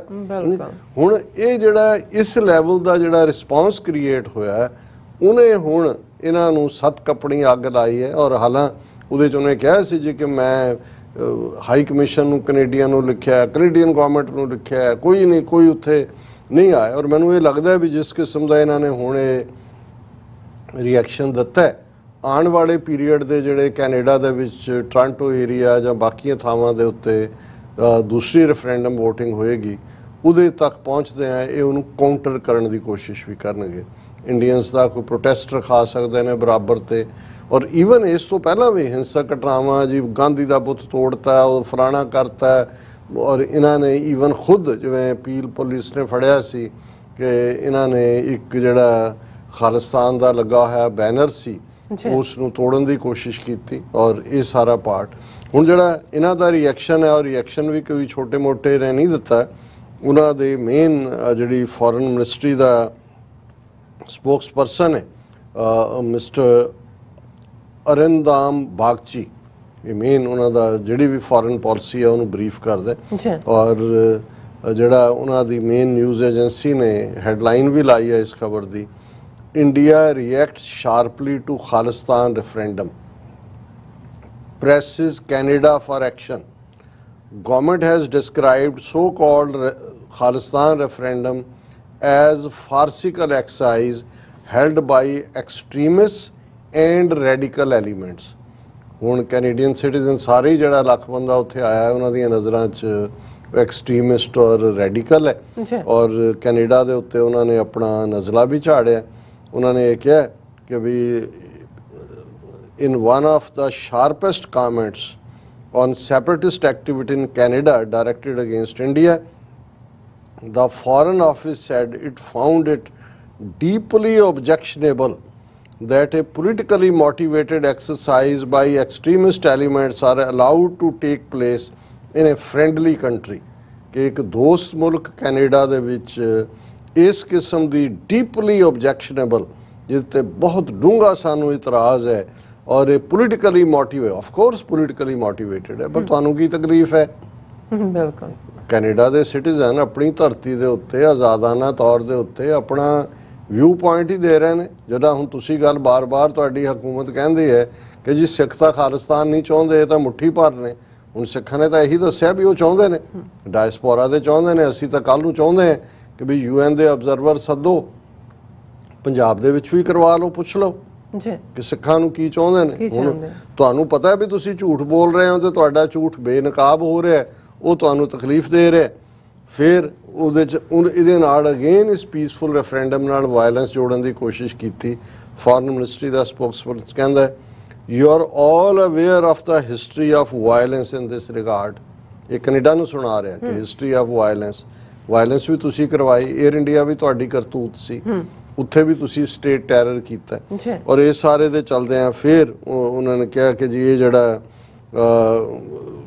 ਰਿਸਪੌਂਸ ਆਇਆ ਉਹਨਾਂ ਦਾ ਉਹ ਕਿਉਂਕਿ ਉਸ ਤੋਂ ਪਹਿਲਾਂ ਇੰਡੀਅਨ ਗਵਰਨਮੈਂਟ ਨੇ ਡਿਪਲੋਮੈਟਿਕਲੀ ਓਨਟਾਰੀਓ ਹਕੂਮਤ ਕੈਨੇਡਾ ਦੀ ਯਾਨੀ ਕਿ ਉਹਨਾਂ ਤੱਕ ਪਹੁੰਚਾਉਣ ਦੀ ਕੋਸ਼ਿਸ਼ ਕੀਤੀ, ਲੇਕਿਨ ਜਿਹੜਾ ਇਸ ਦੇ ਉੱਤੇ ਕੋਈ ਨਾ ਆਉਣ ਤੋਂ ਬਾਅਦ ਹੁਣ ਪਬਲਿਕਲੀ ਇੰਡੀਅਨ ਗਵਰਨਮੈਂਟ ਨੇ ਰਿਐਕਟ ਕੀਤਾ ਔਰ ਇਹ ਜਿਹੜਾ ਕੈਨੇਡਾ ਨੇ ਗਵਰਨਮੈਂਟ ਨੇ ਕਿਹਾ Canada had reportedly said its citizens had the right to assemble and to express their views peacefully and lawfully। Canadian government ਦਾ ਬਿਲਕੁਲ ਕਿ ਭਾਈ ਸਾਡੇ ਸ਼ਹਿਰੀਆਂ ਨੂੰ ਇਕੱਠੇ ਹੋਣ ਦਾ ਔਰ ਅਮਨਮਈ ਤਰੀਕੇ ਨਾਲ ਕੋਈ ਵੀ ਆਪਣਾ ਵਿਊ ਦੇਣ ਦਾ ਹੱਕ ਹੈ। ਉਹਨਾਂ ਨੇ ਕਿਹਾ ਵੀ ਠੀਕ ਹੈ, ਅਸੀਂ ਇੰਡੀਆ ਦੀ ਟੈਰੀਟੋਰੀਅਲ ਇੰਟੈਗ੍ਰਿਟੀ ਯਕੀਨ ਕਰਦੇ ਔਰ ਅਸੀਂ ਜਿਹੜਾ ਹੈ ਲੇਕਿਨ ਉਹਦੇ 'ਚ ਮਿਨਿਸਟਰੀ ਆਫ ਐਕਸਟਰਨਲ ਅਫੇਅਰਸ ਫਿਰ ਕਹਿ ਰਹੀ ਹੈ ਨੈਵਰਥਲੈਸ the government of India will continue to press the government of Canada for action in this matter।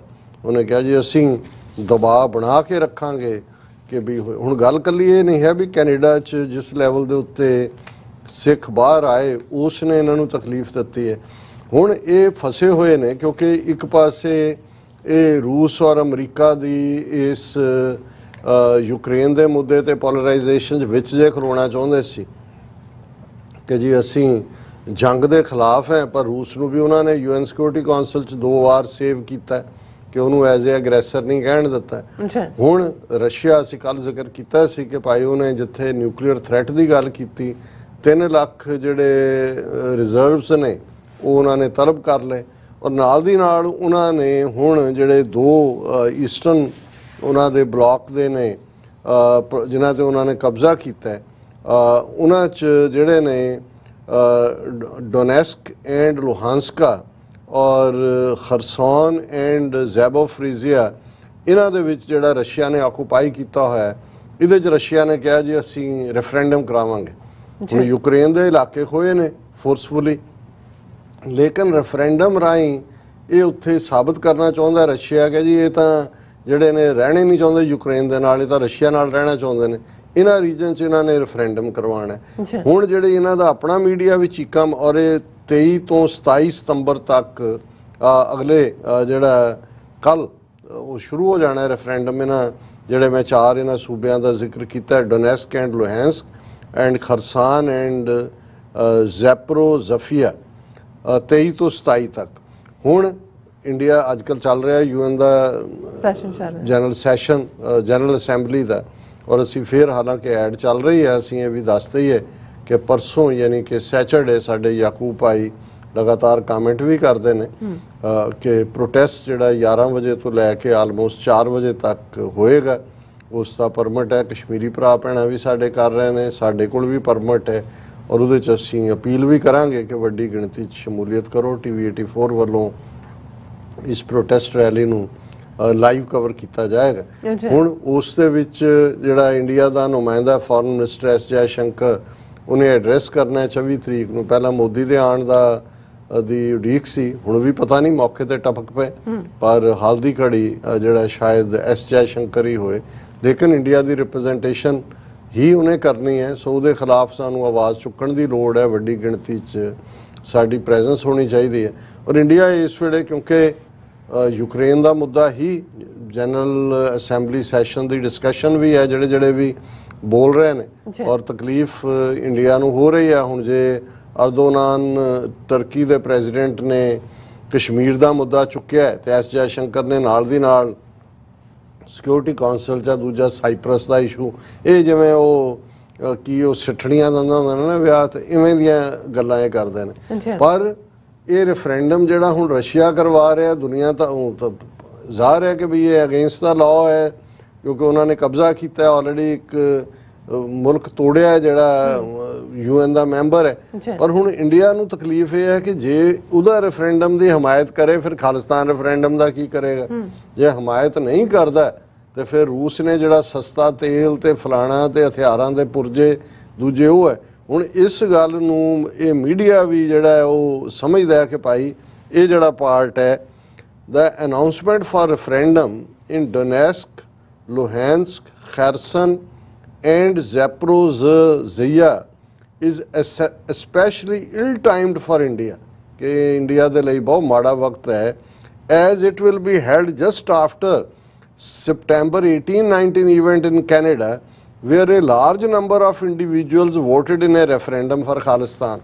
ਹੁਣ ਆਪ ਵੀ ਮੰਨ ਰਹੇ ਨੇ ਕਿ ਲਾਰਜ ਨੰਬਰ, ਉਹਨਾਂ ਨੇ ਕਿਹਾ ਵੀ ਇਹ ਇਲ ਟਾਈਮ, ਅਜੇ ਤਾਂ 18-19 ਨੂੰ ਉੱਥੇ ਖਾਲਿਸਤਾਨ ਦਾ ਰੈਫਰੈਂਡਮ ਹੋ ਕੇ ਹਟਿਆ, ਇੰਡੀਆ ਕੀ ਕਰੇਗਾ? ਉਹ ਤਾਂ ਫਸ ਗਏ। Mr. Bagchi responded sharply to the event and described it as a farcical exercise held by extremists and radical elements।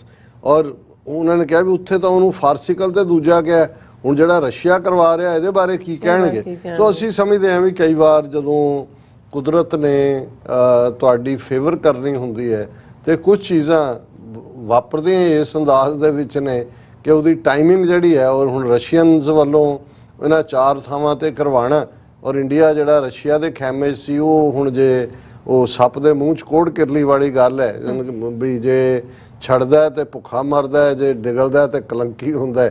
ਸੋ ਇਸ ਸਾਰੇ ਦੇ ਵਿੱਚ ਅਸੀਂ ਸਮਝਦੇ ਹਾਂ ਕਿ ਵੀ ਹੁਣ ਜਿਹੜਾ ਇੰਡੀਆ ਬੋਲਿਆ, ਭਾਵੇਂ ਮੁਰਦਾ ਬੋਲੇ ਖੱਫਣ ਪਾੜੇ, ਲੇਕਿਨ ਚਲੋ ਖੱਫਣ ਪਾੜ ਕੇ ਨਜ਼ਰ ਤਾਂ ਆਇਆ ਵੀ ਥੱਲੇ ਮੁਰਦਾ ਸੀ। ਜੀ ਡਾਕਟਰ ਸਾਹਿਬ, ਤੁਹਾਡਾ ਬਹੁਤ ਬਹੁਤ ਸ਼ੁਕਰੀਆ। ਸਾਥ ਲੈਣ ਬ੍ਰੇਕ ਵਿਊਅਰਸ, ਤੁਸੀਂ ਇਸੇ ਤਰ੍ਹਾਂ ਹੀ ਬਣੇ ਰਹਿਣਾ, ਮਿਲਦੇ ਹਾਂ after this short break.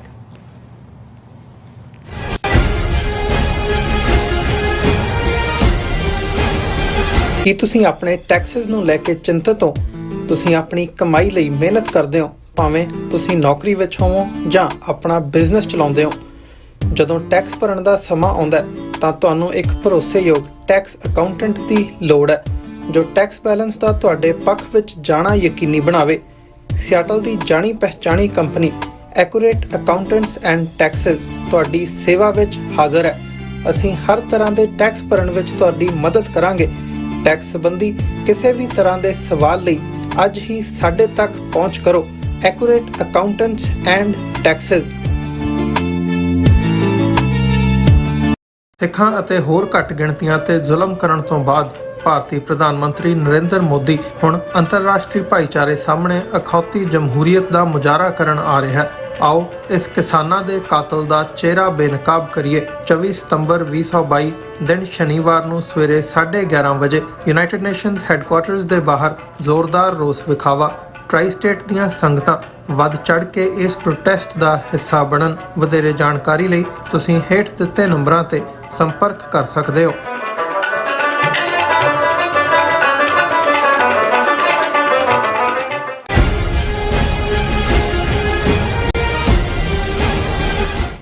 Viewers welcome back on program. So viewers ਗੱਲਬਾਤ ਕਰਨ ਜਾ ਰਹੇ ਹਾਂ ਕਿ ਆਰਐਸਐਸ ਦੇ ਮੁਖੀ ਮੋਹਨ ਭਾਗਵਤ ਦੀ ਦਿੱਲੀ ਦੀ ਇੱਕ ਮਸਜਿਦ ਵਿੱਚ ਵਿਜ਼ਿਟ ਨੂੰ ਲੈ ਕੇ ਬੜੀ ਚਰਚਾ ਹੋ ਰਹੀ ਹੈ। ਇਹ ਵੀ ਇੱਕ ਆਰਐਸਐਸ ਦਾ ਡਰਾਮਾ ਹੈ। ਮਸਜਿਦ ਦੇ ਇਮਾਮ ਨੇ ਆਰਐਸਐਸ ਮੁਖੀ ਨੂੰ ਰਾਸ਼ਟਰ ਪਿਤਾ ਦੱਸਿਆ ਹੈ। ਸੋ ਇਸ ਬਾਰੇ ਆਪਾਂ ਗੱਲਬਾਤ ਕਰਨ ਜਾ ਰਹੇ ਹਾਂ। ਸੋ ਅਸੀਂ ਚਾਹਾਂਗੇ ਕਿ ਦੋਸਤਾਂ ਨੇ ਇਸੇ ਤਰ੍ਹਾਂ ਬਣੇ ਰਹਿਣਾ। ਦੇਖਣ ਸੁਣਨੇ ਜਾਂ ਲਿਖਣ ਲਈ ਤੁਹਾਡਾ ਸਭ ਦਾ ਬਹੁਤ ਬਹੁਤ ਸ਼ੁਕਰੀਆ ਜੀ। ਡਾਕਟਰ ਸਾਹਿਬ ਕੀ ਵਿਚਾਰਾਂ ਨੇ? ਦੇਖੋ, ਬਹੁਤ ਵਾਰ ਜਦੋਂ ਅਜਗਰ ਦਾ ਜ਼ਿਕਰ ਹੁੰਦਾ ਹੈ ਕਿ ਭਾਈ ਉਹ ਕਿਵੇਂ ਤੁਹਾਨੂੰ ਸਵਾਲੋ ਕਰਦਾ ਹੈ, ਤੇ ਫਿਰ ਉਹਦੇ ਢਿੱਡ ਦੇ ਵਿੱਚ ਹੀ ਜਿਹੜੇ ਨੇ ਉਹ ਘੋਲ ਘਾਲ ਕੇ ਤੁਹਾਨੂੰ ਹਿਲਾ ਲੂ ਕੇ ਖਾਕ ਹੋ ਜਾਂਦਾ ਹੈ। ਸੋ ਆਰਐਸਐਸ ਦਾ ਦੈਂਤ ਜਿਹੜਾ ਹੈ, ਇਸ ਨੇ ਮੂੰਹ ਅੱਡਿਆ ਹੋਇਆ। 100 ਸਾਲ ਪਹਿਲਾਂ ਆਰਐਸਐਸ ਦੀ ਹੋਂਦ ਨਫ਼ਰਤ ਦੇ ਉੱਤੇ ਹੋਈ।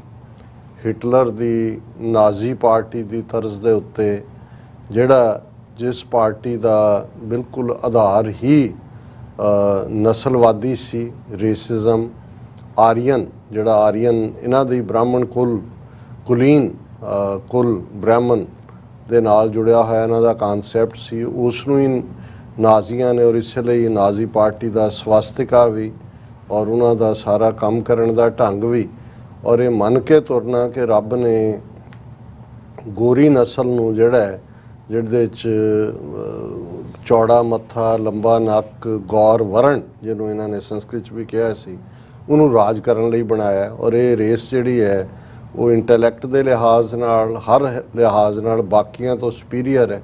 ਬਾਕੀ ਸਾਰੀਆਂ ਜਿਹੜੀਆਂ ਨਸਲਾਂ ਨੇ, ਰੇਸਿਸ ਨੇ, ਉਹ ਘਟੀਆ ਨੇ। ਹੁਣ ਇਹੀ ਕਨਸੈਪਟ ਵਰਣ ਆਸ਼ਰਮ ਦਾ ਹੈ। ਹੁਣ ਵਰਣ ਸੰਸਕ੍ਰਿਤ ਦੇ ਵਿੱਚ ਰੰਗ ਨੂੰ ਕਹਿੰਦੇ ਨੇ, ਜਿਸ ਦਾ ਮਤਲਬ ਹੈ ਕਿ ਰੰਗ ਤੇ ਆਧਾਰਿਤ ਡਿਵੀਜ਼ਨ। ਔਰ 3500 ਸਾਲ ਪੁਰਾਣੇ ਰਿਗਵੇਦ 'ਚ ਅਸੀਂ ਜ਼ਾਤ ਪਾਤ ਦੀਆਂ ਜੜ੍ਹਾਂ ਦੇਖਦੇ ਹਾਂ ਵਰਣ ਆਸ਼ਰਮ ਦੀਆਂ। ਸੋ ਉਹਨਾਂ ਨੇ ਆਲਰੇਡੀ ਬ੍ਰਾਹਮਣ, ਕਸ਼ਤਰੀ, ਵੈਸ਼, ਸ਼ੂਦ, ਬ੍ਰਾਹਮਣ ਸਭ ਤੋਂ ਉੱਪਰ ਜਿਹੜਾ ਉਹ ਸੀਟ ਦੇ ਉੱਤੇ ਬਹਿ ਗਿਆ। ਸਾਰੇ ਹੱਕ ਉਹਦੇ ਕੋਲ ਨੇ ਔਰ ਉਹਦੀ ਮਰਜ਼ੀ ਨਾਲ ਸਮਾਜ ਚੱਲੇਗਾ।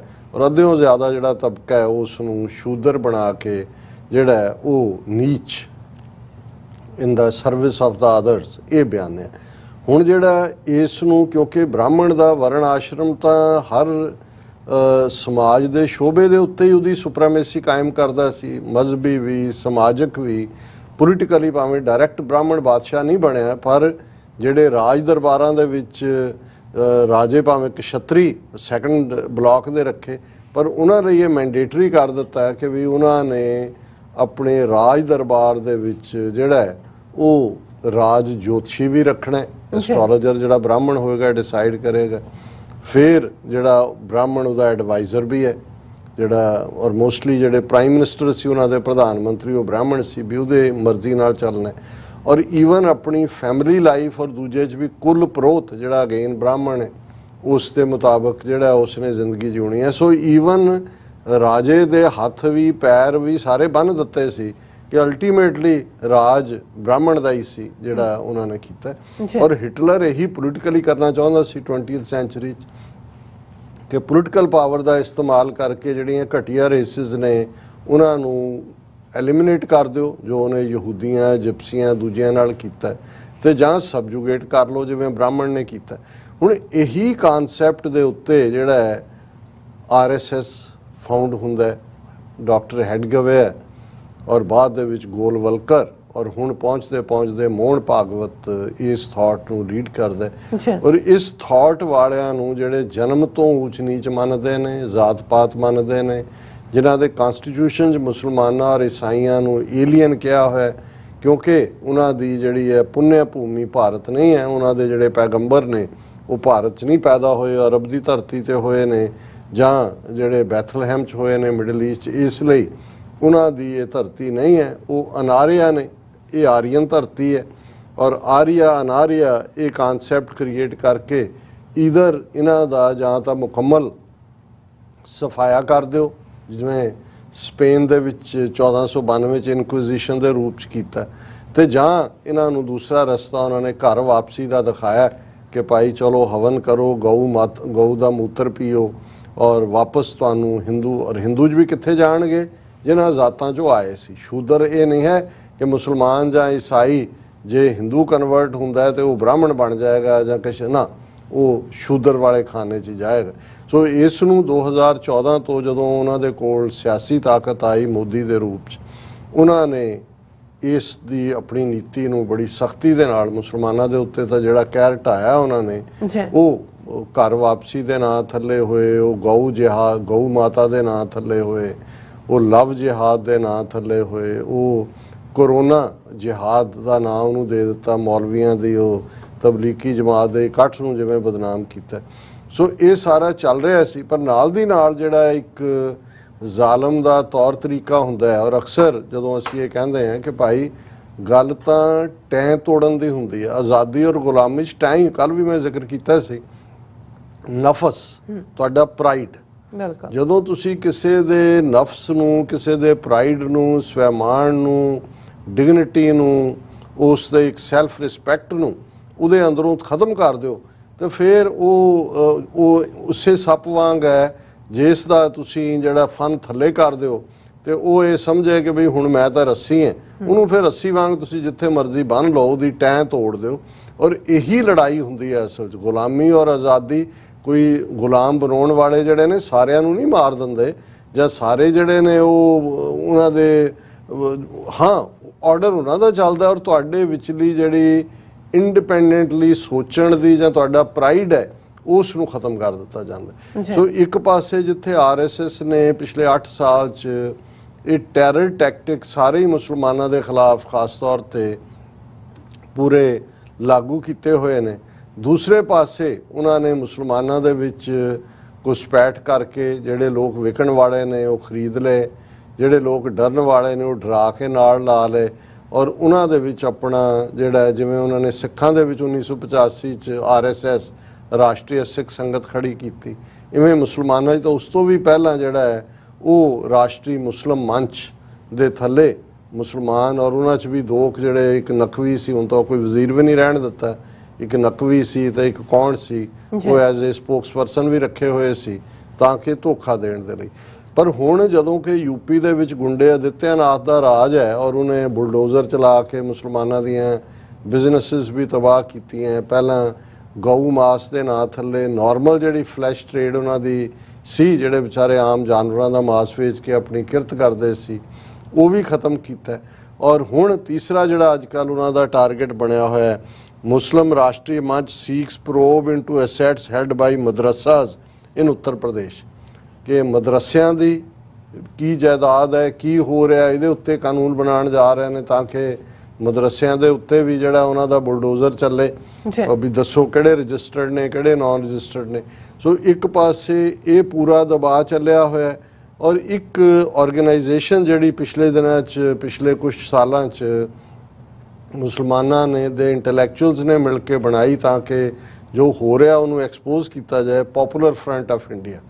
ਹੁਣ ਜਦੋਂ ਅਸੀਂ ਗੱਲ ਕਰ ਰਹੇ ਹਾਂ ਪਿਛਲੇ ਇੱਕ ਹਫ਼ਤੇ ਤੋਂ ED ਦੇ ਔਰ CBI ਦੇ raids, popular front of India Bharat ਭਰ ਦੇ ਵਿੱਚ ਇਹਨਾਂ ਦੇ ਕਾਰਕੁਨਾਂ ਦੇ ਜਿਹੜੇ ਮੁਸਲਮਾਨ ਐਕਟਿਵਿਸਟ ਨੇ, ਲੇਕਿਨ well within the ambit of Indian constitution ਆਪਣੀ ਆਵਾਜ਼ ਚੁੱਕ ਰਹੇ ਨੇ, ਉਹਨਾਂ ਨੂੰ ਜਿਹੜੀ ਇੱਕ ਬੈਂਡ ਆਰਗੇਨਾਈਜੇਸ਼ਨ ਇਹਨਾਂ ਦੀ ਇਸਲਾਮਿਕ, ਇਹਨਾਂ ਨੇ ਸਿਮੀ ਨਾਂ ਦੀ ਜਿਹੜੀ ਹੈ ਆਰਗੇਨਾਈਜੇਸ਼ਨ ਜਿਹਨੂੰ ਬੈਨ, ਉਹਨੂੰ ਕਹਿ ਰਹੇ ਨੇ ਜੀ ਇਹ ਜਿਹੜਾ ਪੋਪੂਲਰ ਫਰੰਟ ਆਫ ਇੰਡੀਆ ਹੈ ਇਹ ਸਿਮੀ ਦਾ ਹੀ ਬਦਲਿਆ ਹੋਇਆ ਰੂਪ ਹੈ, ਔਰ ਇਹ ਦਹਿਸ਼ਤਗਰਦੀ ਪੈਦਾ ਕਰ ਰਹੇ ਨੇ। ਔਰ ਜਿੰਨੇ ਇੱਕੋ ਵੇਲੇ ਰੇਡ ਸਾਈਮਲਟੇਨੀਅਸਲੀ 150 ਦੇ ਕਰੀਬ ਰੇਡ ਕਸ਼ਮੀਰ ਤੋਂ ਲੈ ਕੇ ਕੰਨਿਆ ਕੁਮਾਰੀ ਤੱਕ ਪੋਪੂਲਰ ਫਰੰਟ ਆਫ ਇੰਡੀਆ ਦੇ ਐਕਟਿਵਿਸਟ ਦੇ ਘਰਾਂ ਤੇ ਪਏ ਨੇ, ਔਰ ਯੂਪੀ ਦੇ ਵਿੱਚ ਮਦਰਸਿਆਂ ਦੀ ਜਿਹੜਾ ਹਿਸਾਬ ਕਿਤਾਬ ਸ਼ੁਰੂ ਕੀਤਾ ਹੋਇਆ ਉਹਨਾਂ ਨੇ। ਹੁਣ ਇਸ ਸਭ ਦੇ ਚਲਦੇ ਆ, ਕਿਉਂਕਿ ਦੁਨੀਆ ਦੇ ਵਿੱਚ ਥੋੜੀ ਬਹੁਤ ਆਵਾਜ਼ ਤਾਂ ਹੁੰਦੀ ਹੈ, ਲੇਕਿਨ ਹਰ ਇੱਕ ਨੂੰ ਆਪੋ ਆਪਣੀ ਪਈ ਹੋਈ ਹੈ। ਹੁਣ ਇਹ ਦੱਸਣ ਦੇ ਲਈ ਕਿ ਭਾਈ ਹੁਣ ਇੱਕ ਪਾਸੇ ਉਹ ਮੁਸਲਮਾਨ ਜਿਹੜੇ ਟੈਂ ਅਜੇ ਰੱਖਦੇ ਨੇ, ਉਹਨਾਂ ਨੂੰ ਤਾਂ ED CBI ਔਰ ਜੋ ਕਸ਼ਮੀਰ 'ਚ ਕਰ ਰਹੇ ਨੇ ਉਹਦੇ ਨਾਲ ਡੀਲ ਕਰਨਗੇ, ਦੂਸਰਿਆਂ ਨੂੰ ਉਹ ਜਿਹੜੇ ਕਿ ਬੰਦੇ ਦੇ ਪੁੱਤ ਬਣਨ ਨੂੰ ਤਿਆਰ ਨੇ ਉਹਨਾਂ ਦੀ ਜ਼ਬਾਨ 'ਚ, ਉਹਨਾਂ ਨੇ ਫਰੈਂਡਲੀ ਹੱਥ ਵੀ ਵਧਾਇਆ। ਫਰੈਂਡਲੀ ਨਹੀਂ ਹੈ, ਇਹ ਦੱਸਣ ਲਈ ਹੈ ਕਿ ਦੇਖ ਲਓ ਜਾਂ ਇਹ ਤਰੀਕਾ ਹੈ ਤੇ ਜਾਂ ਆ ਕੇ ਹਿੰਦੂ ਤੋਂ ਵੀ ਬਣ ਜਾਓ, ਜੋ ਸਾਡੀ ਡੈਫੀਨੇਸ਼ਨ ਹੈ। ਉਹਨਾਂ ਦੀ ਡੈਫੀਨੇਸ਼ਨ ਕੀ ਹੈ ਕਿ ਹਰ ਇੱਕ ਦਾ DNA ਹਿੰਦੂ ਹੈ। ਉਹਨਾਂ ਦੀ ਡੈਫੀਨੇਸ਼ਨ ਕੀ ਹੈ ਕਿ ਭਾਈ ਇੱਥੇ ਰਹਿਣ ਵਾਲਾ ਹਰ ਇੱਕ ਹਿੰਦੂ ਹੈ। ਉਹਨਾਂ ਦੀ ਡੈਫੀਨੇਸ਼ਨ ਕੀ ਹੈ ਕਿ ਤੁਸੀਂ ਲਬ ਪਰ ਆਤੀ ਹੈ, ਉਹ ਇਕਬਾਲ ਦੀ ਤੁਸੀਂ ਦੁਆ ਨਹੀਂ ਪੜ੍ਹਨੀ, ਤੁਸੀਂ ਰਘੁਪਤੀ ਰਾਘਵ ਰਾਜਾ ਰਾਮ ਪੜ੍ਹਨਾ। ਤੁਸੀਂ ਇਹ ਨਹੀਂ ਕਹਿਣਾ ਕਿ ਜੀ ਵੰਦੇ ਮਾਤਰਮ ਇਹ ਤਾਂ ਇੱਕ ਦੇਵੀ ਜੇ ਜਿਓਗ੍ਰਾਫੀਕਲ ਐਂਟੀਟੀ ਨੂੰ ਤੁਸੀਂ ਸਪਿਰਿਚੁਅਲ ਬਣਾਇਆ ਇਹ ਤਾਂ ਇਸਲਾਮ ਦੇ ਖਿਲਾਫ ਹੈ। ਨਹੀਂ, ਤੁਸੀਂ ਮਦਰਸਿਆਂ ਦੇ ਵਿੱਚ ਔਰ ਦੂਸਰੇ ਬਾਂਗ ਨਹੀਂ ਦੇਣੀ ਜਿਹੜੀ ਹੈ ਮਸੀਤਾਂ ਦੇ ਵਿੱਚ, ਤੁਸੀਂ ਬਿਲਕੁਲ ਅੰਦਰ ਬੈਠ ਕੇ ਆਪਣਾ ਉਨਾ ਕੁ ਕੰਮ ਕਰ ਲਓ, ਪਰ ਤੁਸੀਂ ਇੰਡੀਅਨ ਇਸਲਾਮ ਨੂੰ ਇੱਕ ਹਿੰਦੂ ਧਰਮ ਦੀ ਇੱਕ ਬ੍ਰਾਂਚ ਬਣਾ ਕੇ ਰੱਖ ਦਿਓ, ਜਿਵੇਂ ਕਬੀਰ ਪੰਥੀ ਦੂਜੇ ਤੀਜੇ ਨੇ, ਉਹਦੇ ਨਾਲ ਉਹਨਾਂ ਨੂੰ ਕੋਈ ਪ੍ਰੋਬਲਮ ਨਹੀਂ ਹੈ। ਔਰ ਇਸ ਸਾਰੇ ਨੂੰ ਜਿਹੜਾ ਫਰਦਰ ਇਹ ਦੱਸਣ ਦੇ ਲਈ ਕਿ ਵੀ ਅਸੀਂ ਕਿੰਨੀ ਸਕਸੈਸ ਹਾਸਲ ਕਰ ਲਈ ਹੈ, ਈਵਨ ਇੱਕ ਵੱਡੇ ਤਬਕੇ ਨੂੰ ਡਰਾ ਕੇ ਆਪਣੇ ਕਿਸਮ ਦਾ ਜਿਹੜਾ ਉਹਨਾਂ ਦੀ ਇਸਲਾਮ ਦੀ ਡੈਫੀਨੇਸ਼ਨ ਹੈ ਉਹਦੇ 'ਚ ਫਿੱਟ ਕਰਨ ਦਾ, ਉਹਦਾ ਮੁਜ਼ਾਹਰਾ ਕਰਨ ਦੇ ਲਈ RSS ਚੀਫ ਮੋਹਨ ਭਾਗਵਤ ਪਿਛਲੇ ਕੱਲ੍ਹ ਦਿੱਲੀ ਦੀ ਕਸਤੂਰਬਾ ਗਾਂਧੀ ਮਾਰਗ ਦੇ ਉੱਤੇ ਸਥਿਤ ਇੱਕ ਮਸੀਤ, ਜਿਸ ਨੂੰ ਜਿਹੜਾ ਆਪਣੇ ਆਪ ਨੂੰ ਇਮਾਮਾਂ ਦਾ ਇਮਾਮ ਕਹਿੰਦਾ ਹੈ ਕਿ ਜੀ ਸਾਡੀ ਇੰਨੇ ਹਜ਼ਾਰ ਇਮਾਮ ਨੇ ਔਰ ਸਾਡੀ ਜਿਹੜੀ ਐਸੋਸੀਏਸ਼ਨ ਹੈ ਆਲ ਇੰਡੀਆ ਇਮਾਮ ਆਰਗੇਨਾਈਜੇਸ਼ਨ, ਉਸ ਦਾ ਮੈਂ ਪ੍ਰੈਜ਼ੀਡੈਂਟ ਹੈ, ਔਰ ਉਸ ਦਾ ਨਾਂ ਜਿਹੜਾ ਉਮਰ ਅਹਿਮਦ ਇਲਿਆਸੀ, ਔਰ ਉਸ ਨੂੰ ਉਹ ਵਿਜ਼ਿਟ ਕਰਨ ਗਿਆ ਮੋਹਨ ਭਾਗਵਤ। ਪਹਿਲਾਂ ਤੋਂ ਹਾਲਾਂਕਿ ਉਹਦੇ ਟੱਬਰ ਨੇ ਕਿਹਾ ਉਮਰ ਅਹਿਮਦ ਇਲਿਆਸੀ ਨੇ ਜੀ ਸਾਡੇ ਪਿਤਾ ਜੀ ਦੀ ਅਸੀਂ ਜੇ ਫੌਤ ਹੋਣ ਦੀ ਯਾਦ ਮਨਾ ਰਹੇ ਸੀ ਔਰ ਅਸੀਂ ਸੱਦਾ ਭੇਜਿਆ ਤੇ ਮੋਹਨ ਭਾਗਵਤ ਵੀ ਆ ਗਿਆ ਔਰ ਬਹੁਤ ਨਿੱਘ ਔਰ ਬਹੁਤ ਐਸਾ ਹੋਇਆ। ਔਰ ਤੁਸੀਂ ਲੈਵਲ ਦੇਖੋ ਕਿਸ ਹੱਦ ਤੱਕ ਗਰਕ ਗਏ ਨੇ ਜਿਹੜੇ ਡਰ ਦੇ ਵਿੱਚ ਜਾਂ ਲਾਲਚ ਦੇ ਵਿੱਚ ਜਿਉਣ ਵਾਲੇ ਲੋਕ ਨੇ। ਇਹੀ ਰੈਂਟਾ ਸਿੱਖ ਜਾਂ ਰੈਂਟਾ ਮੁਸਲਿਮ ਇਹੀ ਨੇ, ਜਿਵੇਂ ਅਸੀਂ ਕੈਪਟਨ ਅਮਰਿੰਦਰ ਤੋਂ ਲੈ ਕੇ ਇਹਨਾਂ ਦੇ ਬਾਦਲਾਂ ਦੇ ਟੱਬਰ ਉਹਨਾਂ ਦਾ ਜ਼ਿਕਰ ਕਰਦੇ ਕਿ ਇਹ ਜਿਹੜਾ ਹੁਣ ਉਮਰ ਅਹਿਮਦ ਇਲਿਆਸੀ ਹੈ ਉਹ ਮੀਡੀਆ ਦੇ ਸਾਹਮਣੇ ਉਹਨੂੰ ਐਡਰੈਸ ਕਰ ਰਿਹਾ ਰਾਸ਼ਟਰ ਪਿਤਾ, father of the nation Mohan Bhagwat. ਉਹ ਭਾਈ ਉਹ ਤਾਂ ਗਾਂਧੀ ਉਸ ਬੁੱਢੇ ਦਾ ਵੀ ਤੁਸੀਂ ਅਜੇ ਤਾਂ 2 ਸਾਲ ਢੀਕ ਲਓ, 2024 'ਚ ਤਾਂ ਇਹ RSS ਨੂੰ ਹੀ ਪਿਓ ਕਹਿਣਗੇ, ਪਰ ਤੁਸੀਂ ਤਾਂ ਪਹਿਲਾਂ ਹੀ ਉਹਨੇ ਕਹਿਣਾ ਸ਼ੁਰੂ ਕਰਤਾ ਨਹੀਂ ਇਹੀ ਸਾਡਾ ਪਿਓ ਹੈ। ਹੁਣ ਇਹਨੂੰ ਕਹਿੰਦੇ ਨੇ ਰੱਬ ਨੇੜੇ ਕਿ ਕਸੁਨ। ਬਸ ਇਸ ਦਾ ਜੇ ਟ੍ਰਾਂਸਲੇਸ਼ਨ ਦੇਖਣਾ ਹੋਏ ਤੇ ਇਸ ਅਖੌਤੀ ਇਮਾਮ ਦੇ ਵਿਹਾਰ ਤੋਂ ਤੁਸੀਂ ਦੇਖ ਸਕਦੇ ਹੋ। ਔਰ ਇਹ ਅੱਜ ਵੱਡੀ ਖਬਰ ਹੈ, ਸਾਰੇ ਮੀਡੀਆ ਚੈਨਲਸ ਤੇ ਡਿਸਕਸ ਹੋ ਰਹੀ ਹੈ, ਅਖਬਾਰਾਂ 'ਚ, ਪ੍ਰਿੰਟ ਮੀਡੀਆ 'ਚ। RS chief Mohan Bhagwat visits mosque in Delhi, meets Muslim intellectual, 6 points. ਹੁਣ ਉਹਨਾਂ ਦੀ ਮਸਜਿਦ 'ਚ ਖਲੋ ਕੇ ਫਿਰ ਉਹਦੇ ਨਾਲ ਲੱਗਦੇ ਇਸ ਇਮਾਮ ਦੇ ਉਹ ਮਦਰਸੇ 'ਚ ਵੀ ਜਾਂਦਾ ਹੈ ਔਰ ਉੱਥੇ ਉਹਨੇ ਜਿਹੜੇ ਨੁਕਤੇ ਕਹੇ, ਬੰਦ ਕਮਰਾ ਮੀਟਿੰਗ ਤਾਂ ਉਹਦੇ 'ਚ ਉਹਨੇ ਉਹਨਾਂ ਨੂੰ ਇਹੀ ਕਿਹਾ ਕਿ ਵੀ ਬੰਦੇ ਦੇ ਪੁੱਤ ਬਣ ਜਾਓ। ਔਰ ਨਾਲ ਉਹਨੇ ਉਹੀ ਮੁਸਲਿਮ ਰਾਸ਼ਟਰੀ ਮੰਚ ਦਾ ਜਿਹੜਾ ਮਿਸਟਰ ਕੁਮਾਰ ਜਿਹੜਾ ਉਹ ਪੈਟਰਨ ਰਿਹਾ ਉਹਨੂੰ ਵੀ ਨਾਲ ਲਿਆ ਹੋਇਆ ਸੀ। ਔਰ ਇਸ ਦੇ ਵਿੱਚ ਹੁਣ ਉਹ ਜਿਹੜਾ ਅਹਿਮਦ ਇਲਿਆਸੀ ਹੈ ਕਹਿ ਰਿਹਾ it was great that Bhagwat ji came on our invitation on death anniversary of our father. ਔਰ ਇਸ ਸਾਰੇ ਨੂੰ ਜਿਹੜੇ ਹੁਣ ਉਹਨਾਂ ਨੇ ਨੁਕਤੇ ਦਿੱਤੇ। ਹੁਣ ਸੈਕੰਡ ਇਹ ਟਾਈਮਜ਼ ਆਫ ਇੰਡੀਆ ਦੀ ਸਟੋਰੀ ਹੈ, Bhagwat is Rashtra Pita cleric. After his meeting with Bhagwat ਉਹਨੇ ਕਿਹਾ ਕਿ ਜੇ ਉਹਨੇ ਮੌਸਕ ਵੀ ਆਇਆ ਹੀ ਇਜ਼ ਏ ਰਾਸ਼ਟਰ ਪਿਤਾ। ਔਰ ਅਸੀਂ ਬਹੁਤ ਸਾਰੇ ਇਸ਼ੂ ਡਿਸਕਸ ਕੀਤੇ ਨੇ ਔਰ ਅਸੀਂ ਜਿਹੜੇ ਹੈ ਅਸੀਂ ਉਹਨੂੰ ਇਹੀ ਕਿਹਾ ਕਿ ਭਾਰਤ ਦੀ ਸੰਤਾਨ ਹੈ ਅਸੀਂ। ਔਰ ਅਸੀਂ ਜਿਹੜਾ ਇਸ ਦੇ ਨਾਲ ਹੁਣ ਮੁਸਲਮਾਨਾਂ ਦੇ ਵਿੱਚ ਬਹੁਤ ਭਰੋਸਾ ਆ ਗਿਆ ਮੋਹਨ ਭਾਗਵਤ ਦੇ ਉੱਤੇ, RSS ਦੇ ਉੱਤੇ। ਔਰ ਅਸੀਂ ਉਹਨਾਂ ਨੂੰ ਇਹ ਵੀ ਕਿਹਾ for all of us the nation comes first, our DNA is the same, it is just that our religion and methods of worshipping God are different, ਇਲਿਆਸੀ said।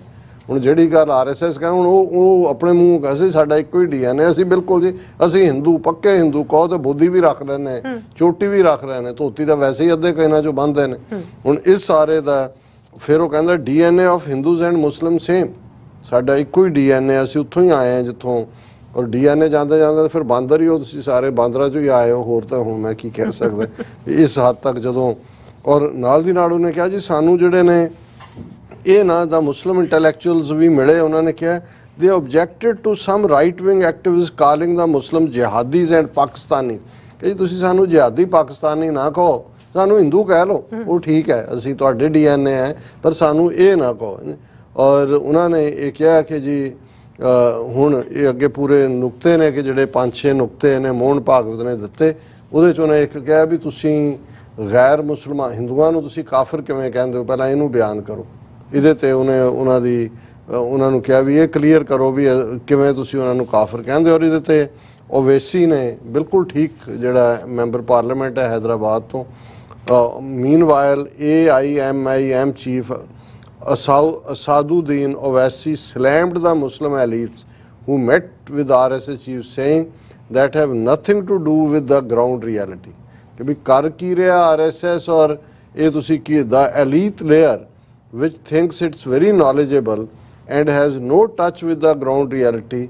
They are living comfortably and they go and meet RSS chief. It is their democratic right, I do not question that, but they too don't have a right to question us. कि भाई वो साढ़े ते सवाल ना चुकन और उन्हें ये कहा कि भाई ये questioning the so-called elites for meeting RSS, Owaisi said, entire world knows what Sangh ideology is. उन्हें कहा भी RSS कादे लिए स्टैंड करता है ये हर एक को पता है तो जे फिर भी किसी ने धोखे च रहना है भुलेखे च रहना है जहाँ ये मन के कि जी असी तो बिल्कुल देखो साड़ी मसीते आ गया ये इवें ही है जिवें वो सिखां दा एक तबका हुंदा है जिहड़ा जदों कोई आके गुरुद्वारे च मत्था टेक के जकार देखो जी वो उहदे वकील बने हुंदे ने लेकिन किसी नूं कोई भुलेखा नहीं होना चाहिए कि RSS का स्लोगन हिंदू हिंदी हिंदुस्तान है और उस दे लई वो पूरी तरह डिटरमिंडली इनू हासिल करने दे लई 2024 तो पहला उन्होंने कॉन्स्टिट्यूशन भी उड़ा देना है और ठीक उहदे तो राष्ट्रपिता को आया यही राष्ट्रपिता RSS का मुखी राष्ट्रपिता होएगा और मनु समृति इन्हां दा संविधान होएगा इन्हां दा आइन होएगा। जी डॉक्टर साहब थोड़ा बहुत शुक्रिया। इस वक्त लेने ब्रेक व्यूअर्स तुसीं किते नहीं जाना, मिलते हैं छोटे ਜਿਹੇ वक्फे तो बाद।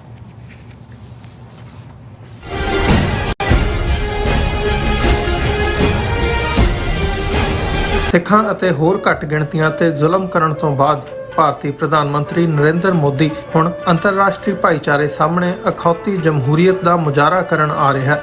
ਆਓ ਇਸ ਕਿਸਾਨਾਂ ਦੇ ਕਾਤਲ ਦਾ ਚਿਹਰਾ ਬੇਨਕਾਬ ਕਰੀਏ। 24 ਸਤੰਬਰ 2022 ਦਿਨ ਸ਼ਨੀਵਾਰ ਨੂੰ ਸਵੇਰੇ 11:30 ਵਜੇ ਯੂਨਾਈਟਿਡ ਨੇਸ਼ਨਸ ਹੈੱਡਕੁਆਰਟਰਸ ਦੇ ਬਾਹਰ ਜ਼ੋਰਦਾਰ ਰੋਸ ਵਿਖਾਵਾ।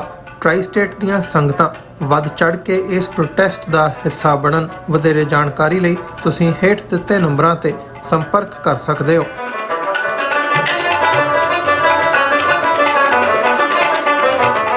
ਕੀ ਤੁਸੀਂ ਰੋਜ਼ਾਨਾ ਕੰਮ ਤੇ ਆਪਣਾ ਵਧੇਰੇ ਸਮਾਂ ਬਿਤਾਉਣ ਤੋਂ ਪਰੇਸ਼ਾਨ ਹੋ? ਆਪਣੀ ਪੂੰਜੀ ਨੂੰ ਕੰਮ ਤੇ ਲਗਾਓ, ਸਾਡੇ ਨਾਲ ਇਨਵੈਸਟ ਕਰੋ।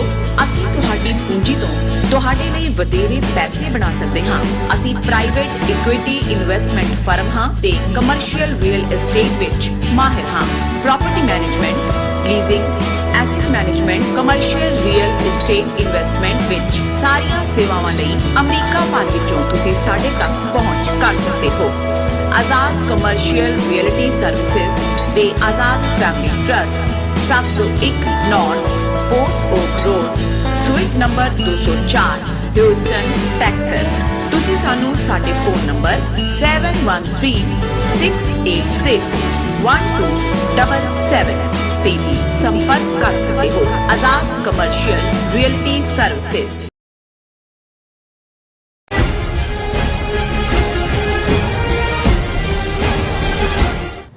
Viewers welcome back on program. So viewers ਗੱਲਬਾਤ ਕਰਨ ਜਾ ਰਹੇ ਹਾਂ ਕਿ RSS ਵੱਲੋਂ ਅਮਰੀਕਾ ਅਤੇ ਕੈਨੇਡਾ ਦੇ ਪੋਲੀਟੀਕਲ ਸਿਸਟਮ ਵਿੱਚ ਪੂਰੀ ਤਰ੍ਹਾਂ ਘੁਸਪੈਠ ਕੀਤੀ ਜਾ ਰਹੀ ਹੈ।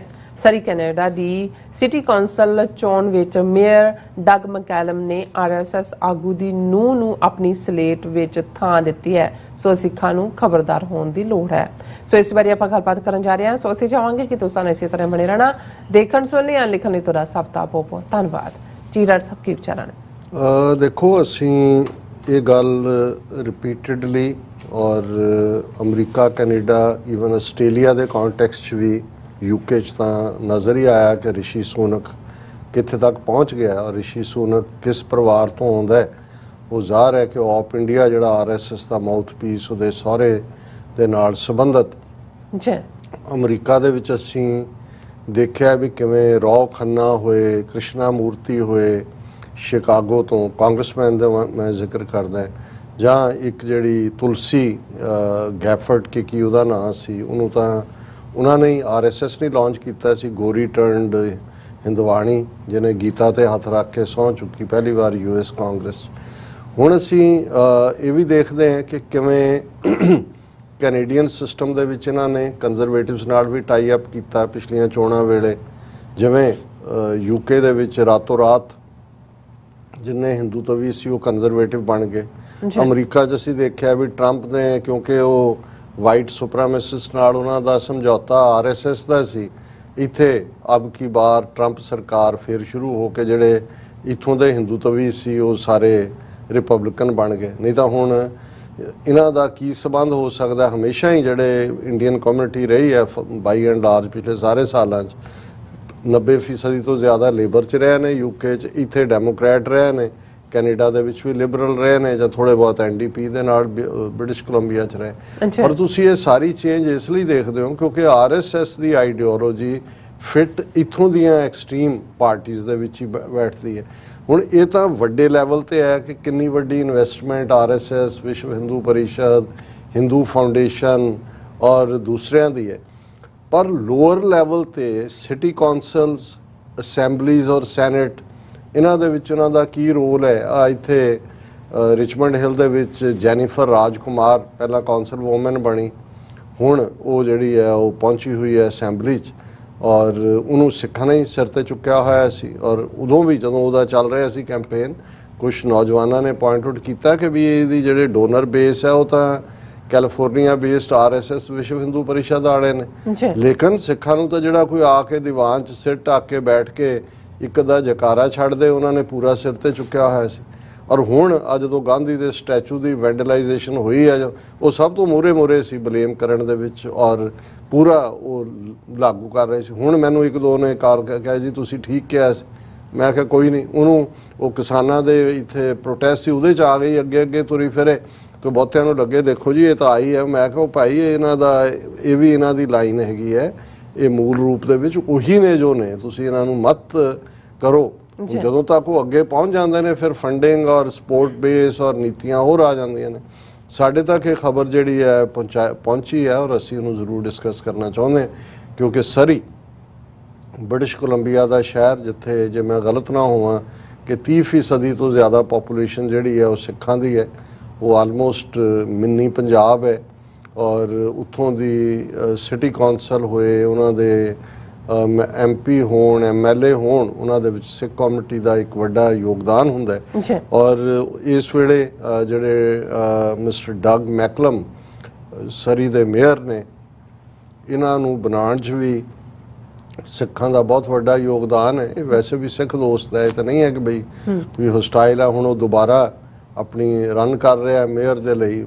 ਸਿਟੀ ਕੌਂਸਲ ਦੇ ਲਿਹਾਜ਼ ਨਾਲ ਲੋਕਲ ਇਸ਼ੂ ਹੁੰਦੇ ਨੇ ਜ਼ਿਆਦਾ, ਕਈ ਵਾਰੀ ਇਹ ਕੋਈ ਸੈਂਟਰਲ 'ਚ ਨਹੀਂ ਹੁੰਦੀ। ਜਿਵੇਂ ਡਗ ਮੈਕਲਮ ਨੇ ਇਹ ਕਿਹਾ ਜੀ ਮੈਂ 60,000 ਸੀਟਾਂ ਵਾਲਾ ਸਟੇਡੀਅਮ ਜਿਹੜਾ ਉਹ ਬਣਾਵਾਂਗਾ ਜੇ ਮੈਂ ਰੀ-ਇਲੈਕਟ ਹੋਇਆ। ਇਸੇ ਤਰ੍ਹਾਂ ਸਕਾਈ ਟ੍ਰੇਨ ਦਾ ਇਸ਼ੂ ਹੈ, ਉਹਨੂੰ ਐਕਸਟੈਂਡ ਕਰਨ ਦਾ, ਸਕਾਈ ਟ੍ਰੇਨ ਟੂ ਨਿਊਟਨ, ਔਰ invest in infrastructure, build middle class housing. ਉਹ ਲੋਕਲ 'ਚ ਤੁਸੀਂ ਚੰਗਾ ਕਰਦੇ ਹੋ, ਲੋਕਲ ਲੋਕਾਂ ਦੀਆਂ ਲੋੜਾਂ ਪੂਰੀਆਂ ਹੁੰਦੀਆਂ ਨੇ। ਪਰ ਜਿਹੜੀ ਸਾਨੂੰ ਇਤਰਾਜ਼ ਹੈ ਔਰ ਜਿਨ੍ਹਾਂ ਨੇ ਸਾਡੇ ਤੱਕ ਕਨਵੇ ਕੀਤਾ ਹੈ ਰਾਈਟਲੀ ਸੋ, ਕਿ ਜਿਹੜੀ ਉਹਨਾਂ ਨੇ ਆਪਣੀ ਟੀਮ ਅਨਾਉਂਸ ਕੀਤੀ ਹੈ, ਆਪਣੀ ਸਲੇਟ ਜਿਨ੍ਹਾਂ ਨੇ ਰਨ ਕਰਨਾ ਹੈ, ਉਹਨਾਂ ਦੇ ਵਿੱਚ ਇੱਕ ਬੀਬੀ ਰਮਨ ਜੱਸੜ ਨਾਂ ਦੀ ਜਿਹੜੀ ਹੈ ਉਸ ਨੂੰ ਸ਼ਾਮਲ ਕੀਤਾ ਗਿਆ। ਇੰਡੀਵਿਜੂਅਲੀ ਸਾਡਾ ਕੋਈ ਕਿਸੇ ਦੇ ਅਗੇਂਸਟ ਨਹੀਂ ਹੈ, ਮੈਂ ਜਾਣਦਾ ਵੀ ਨਹੀਂ ਹੈ ਕੌਣ ਹੈ, ਲੇਕਿਨ ਇਹ ਜਿਹੜੀ ਮਿਸਟਰ ਸਤੀਸ਼ ਕੁਮਾਰ ਜਿਹੜੇ ਲੋਕਲ ਟੈਂਪਲ ਦੇ ਹੀ ਹੈੱਡ ਨਹੀਂ ਹੈ, ਸਤੀਸ਼ ਕੁਮਾਰ, ਇਹ RSS ਔਰ ਵਿਸ਼ਵ ਹਿੰਦੂ ਪਰਿਸ਼ਦ ਨਾਲ ਵੀ ਸੰਬੰਧਿਤ ਹੈ। ਔਰ ਦਿਲਚਸਪ ਗੱਲ ਇਹ ਹੈ ਵੀ ਮੈਨੂੰ ਜਿਹੜੇ ਸੱਜਣ ਦੂਸਰੇ ਵੀ ਦੱਸ ਰਹੇ ਸੀ ਕਿ ਇਹਦੀ ਬਿਜ਼ਨਸ ਵੀ ਬਹੁਤੀ ਹੈ, ਇੰਸ਼ੋਰੈਂਸ ਔਰ ਦੂਸਰੀ ਕਰਦਾ, ਉਹ ਸਿੱਖਾਂ ਦੇ ਨਾਲ ਹੀ ਹੈ। ਔਰ ਈਵਨ ਮੰਦਿਰ ਬਣਾ ਕੇ ਜਿਹੜਾ ਵੀ ਸਿੱਖਾਂ ਨੇ ਹੀ ਦਿੱਤਾ, ਹੁਣ ਮੰਦਿਰ ਦਾ ਉਹ ਤਾਜ਼ਾ ਕੋਈ ਇਲੈਕਟ ਵੀ ਹੋਇਆ ਪ੍ਰਧਾਨ। ਔਰ ਦੂਸਰਾ, ਔਰ ਮੈਂ ਤਾਂ ਹਾਲਾਂਕਿ ਉਹਨਾਂ ਨੂੰ ਜੋਕਿੰਗਲੀ ਕਿਹਾ, ਮੈਂ ਕਿਹਾ ਜੀ ਜਿਨ੍ਹਾਂ ਨੇ ਉਹਨੂੰ ਇਲੈਕਟ ਵੀ ਉਹਦੇ 'ਚ ਵੀ ਕਹਿੰਦੇ ਸਿੱਖਾਂ ਨੇ ਮੈਂਬਰਸ਼ਿਪ ਬਣਾ ਕੇ ਦਿੱਤੀ, ਮੈਂ ਕਿਹਾ ਆਪ ਵੀ ਬਣ ਗਏ ਹੋਣੇ ਨੇ। ਮੈਂ ਕਿਹਾ ਵੀ ਕਹਿੰਦੇ ਹੋਣੇ ਨੇ ਸਾਲ 2 ਸਾਲ 'ਚ ਕਰਦੇ ਆ ਕਬਜ਼ਾ ਇਹਦੇ 'ਤੇ ਵੀ, ਹੈ ਨਾ। ਲੇਕਿਨ ਕਈ ਵਾਰ ਇਹ ਸਾਨੂੰ ਅੰਦਾਜ਼ਾ ਨਹੀਂ ਹੁੰਦਾ ਵੀ ਅਸੀਂ ਕਿਵੇਂ ਜਿਹੜਾ ਕੀ ਕ੍ਰੀਏਟ ਕਰ ਰਹੇ ਹਾਂ। ਔਰ ਇਹ ਜਿਹੜਾ ਇਹਦੇ ਬਾਰੇ ਕੋਈ ਦੋ ਰਾਵਾਂ ਨਹੀਂ ਕਿ ਸਤੀਸ਼ ਕੁਮਾਰ ਵਿਜ਼ੀਬਲ ਫੇਸ ਹੈ ਸਰੀ ਦੇ ਵਿੱਚ, RSS ਔਰ ਵਿਸ਼ਵ ਹਿੰਦੂ ਪਰਿਸ਼ਦ ਦਾ ਅਹੁਦੇਦਾਰ ਜਾਂ ਉਹਨਾਂ ਦਾ ਐਕਟਿਵ ਕਾਰਕੁਨ। ਔਰ ਇਸ ਬੀਬੀ ਦਾ ਉਸ ਪਰਿਵਾਰ ਨਾਲ ਹੀ ਸੰਬੰਧ ਹੈ। ਹੁਣ ਉਹਨਾਂ ਦੀ ਡਾਟਰ ਹੈ ਜਾਂ ਨੋ ਹੈ, ਮੈਂ ਸ਼ਾਇਦ ਮੈਰਿਡ ਟੂ ਏ ਸਿੱਖ ਉਹਨਾਂ ਨੇ ਕਿਹਾ, ਫਿਰ ਹੋ ਸਕਦਾ ਡਾਟਰ ਹੋਏ ਉਹਨਾਂ ਦੀ। ਲੇਕਿਨ ਇਤਰਾਜ਼ ਇਹ ਵੀ ਨਹੀਂ ਹੈ ਇੰਡੀਵਿਜੂਅਲੀ ਕੀ ਹੈ, ਲੇਕਿਨ ਇੱਕ ਉਸ ਥਾਂ ਦੇ ਉੱਤੇ ਜਿੱਥੇ ਕਿ ਅਸੀਂ ਦੇਖ ਰਹੇ ਹਾਂ ਕਿ ਗਰਾਊਂਡ ਲੈਵਲ ਦੇ ਉੱਤੇ ਇਨਫਿਲਟ੍ਰੇਸ਼ਨ ਹੋ ਰਹੀ ਹੈ, ਜਿਹਦਾ ਤੁਹਾਨੂੰ ਪਤਾ ਹੈ ਕਿ RSS ਔਰ ਵਿਸ਼ਵ ਹਿੰਦੂ ਪਰਿਸ਼ਦ ਹੈ, ਔਰ ਜਿਨ੍ਹਾਂ ਨੇ ਕਿਹਾ ਕਿ ਵੀ ਹੋ ਸਕਦਾ ਜੀ ਕਿ ਮੇਅਰ ਡੱਗ ਨੂੰ ਪਤਾ ਹੀ, ਮੈਂ ਕਹਿੰਦਾ ਇਵੇਂ ਨਹੀਂ ਹੁੰਦਾ। ਸਿਆਸਤਦਾਨ ਤਾਂ ਹਮੇਸ਼ਾ ਬੈਲੈਂਸ ਕਰਦਾ ਹੈ, ਪੈਸੇ ਵੀ ਉਹਨੂੰ ਚਾਹੀਦੇ ਨੇ, ਵੋਟਾਂ ਵੀ ਚਾਹੀਦੀਆਂ ਨੇ। ਔਰ ਇਸ ਤੋਂ ਪਹਿਲਾਂ ਕਿਉਂਕਿ ਉਹਨੂੰ ਇਹ ਲੱਗਦਾ ਹੋਣਾ ਮੇਅਰ ਨੂੰ ਕਿ ਸਿੱਖ ਤਾਂ ਮੇਰੇ ਹੁਣ ਝੋਲੇ 'ਚ ਹੀ ਨੇ, ਉਹਨਾਂ ਨੇ ਕਿੱਥੇ ਜਾਣਾ ਹੈ ਨਾ। ਔਰ ਇਹ ਜੇ ਆਉਂਦੇ ਨੇ, ਔਰ ਇਸ ਤੋਂ ਪਹਿਲਾਂ ਇਹ ਆਇਆ ਕਿ ਜੀ ਉਹਨੇ ਮੇਅਰ ਨੇ ਮੰਦਿਰ ਦੇ ਨਾਲ ਲੱਗਦਾ ਜਿਹੜਾ ਪਲੇਸ ਸੀ ਉਹ ਉਹਨਾਂ ਨੂੰ ਦਵਾਇਆ ਵੀ ਹੈ ਫॉर द ਪਾਰਕਿੰਗ। ਚਲੋ ਇਹ ਵੀ ਕਈ ਵਾਰੀ ਸਹੂਲਤ ਤੁਸੀਂ ਦਿੰਦੇ ਹੋ, ਸਾਨੂੰ ਕੋਈ ਇਤਰਾਜ਼ ਨਹੀਂ ਕਿ ਮੰਦਿਰ, ਮਸਜਿਦ, ਗਿਰਜਾ, ਗੁਰਦੁਆਰਾ ਉਹਨਾਂ ਦੇ ਲਈ ਕੋਈ ਹੋਏ। ਲੇਕਿਨ ਇਹ ਜਿਹੜਾ ਉਸ ਦੀ ਡਾਟਰ ਦਾ ਨੂੰ ਵਿੱਚ ਲਿਆਉਣਾ ਹੈ, ਇਹ ਉਸ ਡੀਲ ਦਾ ਹਿੱਸਾ ਹੈ ਜਿਹਦੇ ਥੱਲੇ ਕਿ ਭਾਈ ਹਿੰਦੂਆਂ ਦੀਆਂ ਵੋਟਾਂ ਉਹਨਾਂ ਨੂੰ ਪਵਾਉਣ, ਕਿੰਨੇ ਪਾਣਗੇ ਨਹੀਂ।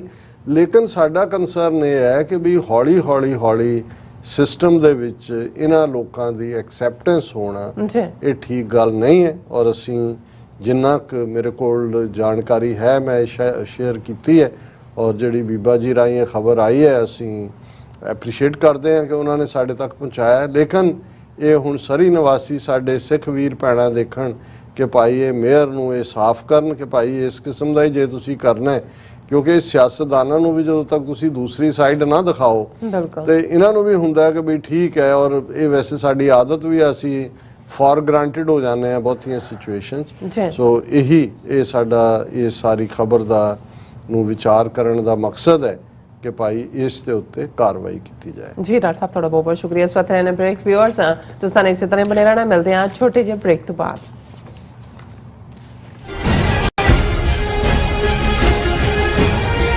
ਸਿੱਖਾਂ ਅਤੇ ਹੋਰ ਘੱਟ ਗਿਣਤੀਆਂ ਤੇ ਜ਼ੁਲਮ ਕਰਨ ਤੋਂ ਬਾਅਦ ਭਾਰਤੀ ਪ੍ਰਧਾਨ ਮੰਤਰੀ ਨਰਿੰਦਰ ਮੋਦੀ ਹੁਣ ਅੰਤਰਰਾਸ਼ਟਰੀ ਭਾਈਚਾਰੇ ਸਾਹਮਣੇ ਅਖੌਤੀ ਜਮਹੂਰੀਅਤ ਦਾ ਮੁਜ਼ਾਹਰਾ ਕਰਨ ਆ ਰਿਹਾ ਹੈ।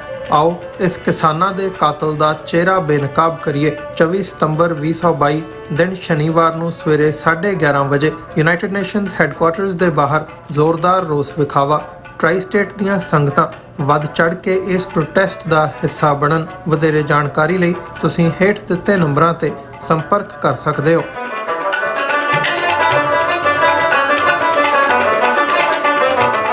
ਕੀ ਤੁਹਾਨੂੰ 30, 40 ਜਾਂ 50 ਦਿਨ ਵੇਟ ਕਰਨੀ ਪੈ ਰਹੀ ਹੈ ਤੁਹਾਡੇ ਚੈੱਕ ਲਈ?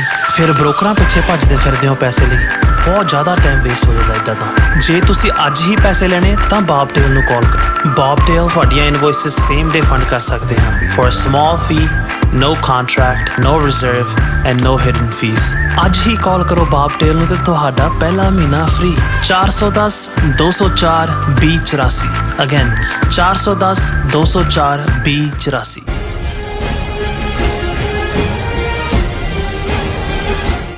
ਦਰਸ਼ਕੋ ਬ੍ਰੇਕ ਤੋਂ ਬਾਅਦ ਤੁਹਾਡਾ ਸਭ ਦਾ ਭਰਪੂਰ ਸਵਾਗਤ ਹੈ। ਸੋ ਵੀਅਰਸ ਗੱਲਬਾਤ ਕਰਨ ਜਾ ਰਹੇ ਹਾਂ ਕਿ ਤਿੱਬਤੀਆਂ ਦੇ ਧਾਰਮਿਕ ਆਗੂ ਦਲਾਈ ਲਾਮਾ ਨੇ ਕਿਹਾ ਹੈ ਕਿ ਉਹ ਚੀਨ ਵਿੱਚ ਮਰਨ ਨਾਲੋਂ ਆਜ਼ਾਦ ਭਾਰਤੀ ਜਮਹੂਰੀਅਤ ਵਿੱਚ ਮਰਨ ਨੂੰ ਤਰਜੀਹ ਦੇਣਗੇ। ਸੋ ਦਲਾਈ ਲਾਮਾ ਦੱਸੇਗਾ ਕਿ ਭਾਰਤ ਕਦੋਂ ਤੋਂ ਆਜ਼ਾਦ ਜਮਹੂਰੀਅਤ ਬਣ ਗਈ ਹੈ। ਸੋ ਇਸ ਬਾਰੇ ਆਪਾਂ ਗੱਲਬਾਤ ਕਰਨ ਜਾ ਰਹੇ ਹਾਂ, ਨਾਲ ਹੀ ਗੁਰਬਾਣੀ ਵਿਚਾਰਾਂ ਦੀ ਸਾਂਝ ਤੋੜਨਾ ਪਾਈ ਜਾਏਗੀ। ਸੋ ਅਸੀਂ ਚਾਹਾਂਗੇ ਕਿ ਤੁਸੀਂ ਇਸੇ ਤਰ੍ਹਾਂ ਬਣੇ ਰਹਿਣਾ। ਲਿਖਣ ਲਈ ਤੁਹਾਡਾ ਸਭ ਦਾ ਬਹੁਤ ਬਹੁਤ ਸ਼ੁਕਰੀਆ। ਜੀ ਡਾਕਟਰ ਸਾਹਿਬ ਕੀ ਕਹਿਣਾ ਚਾਹੋਗੇ?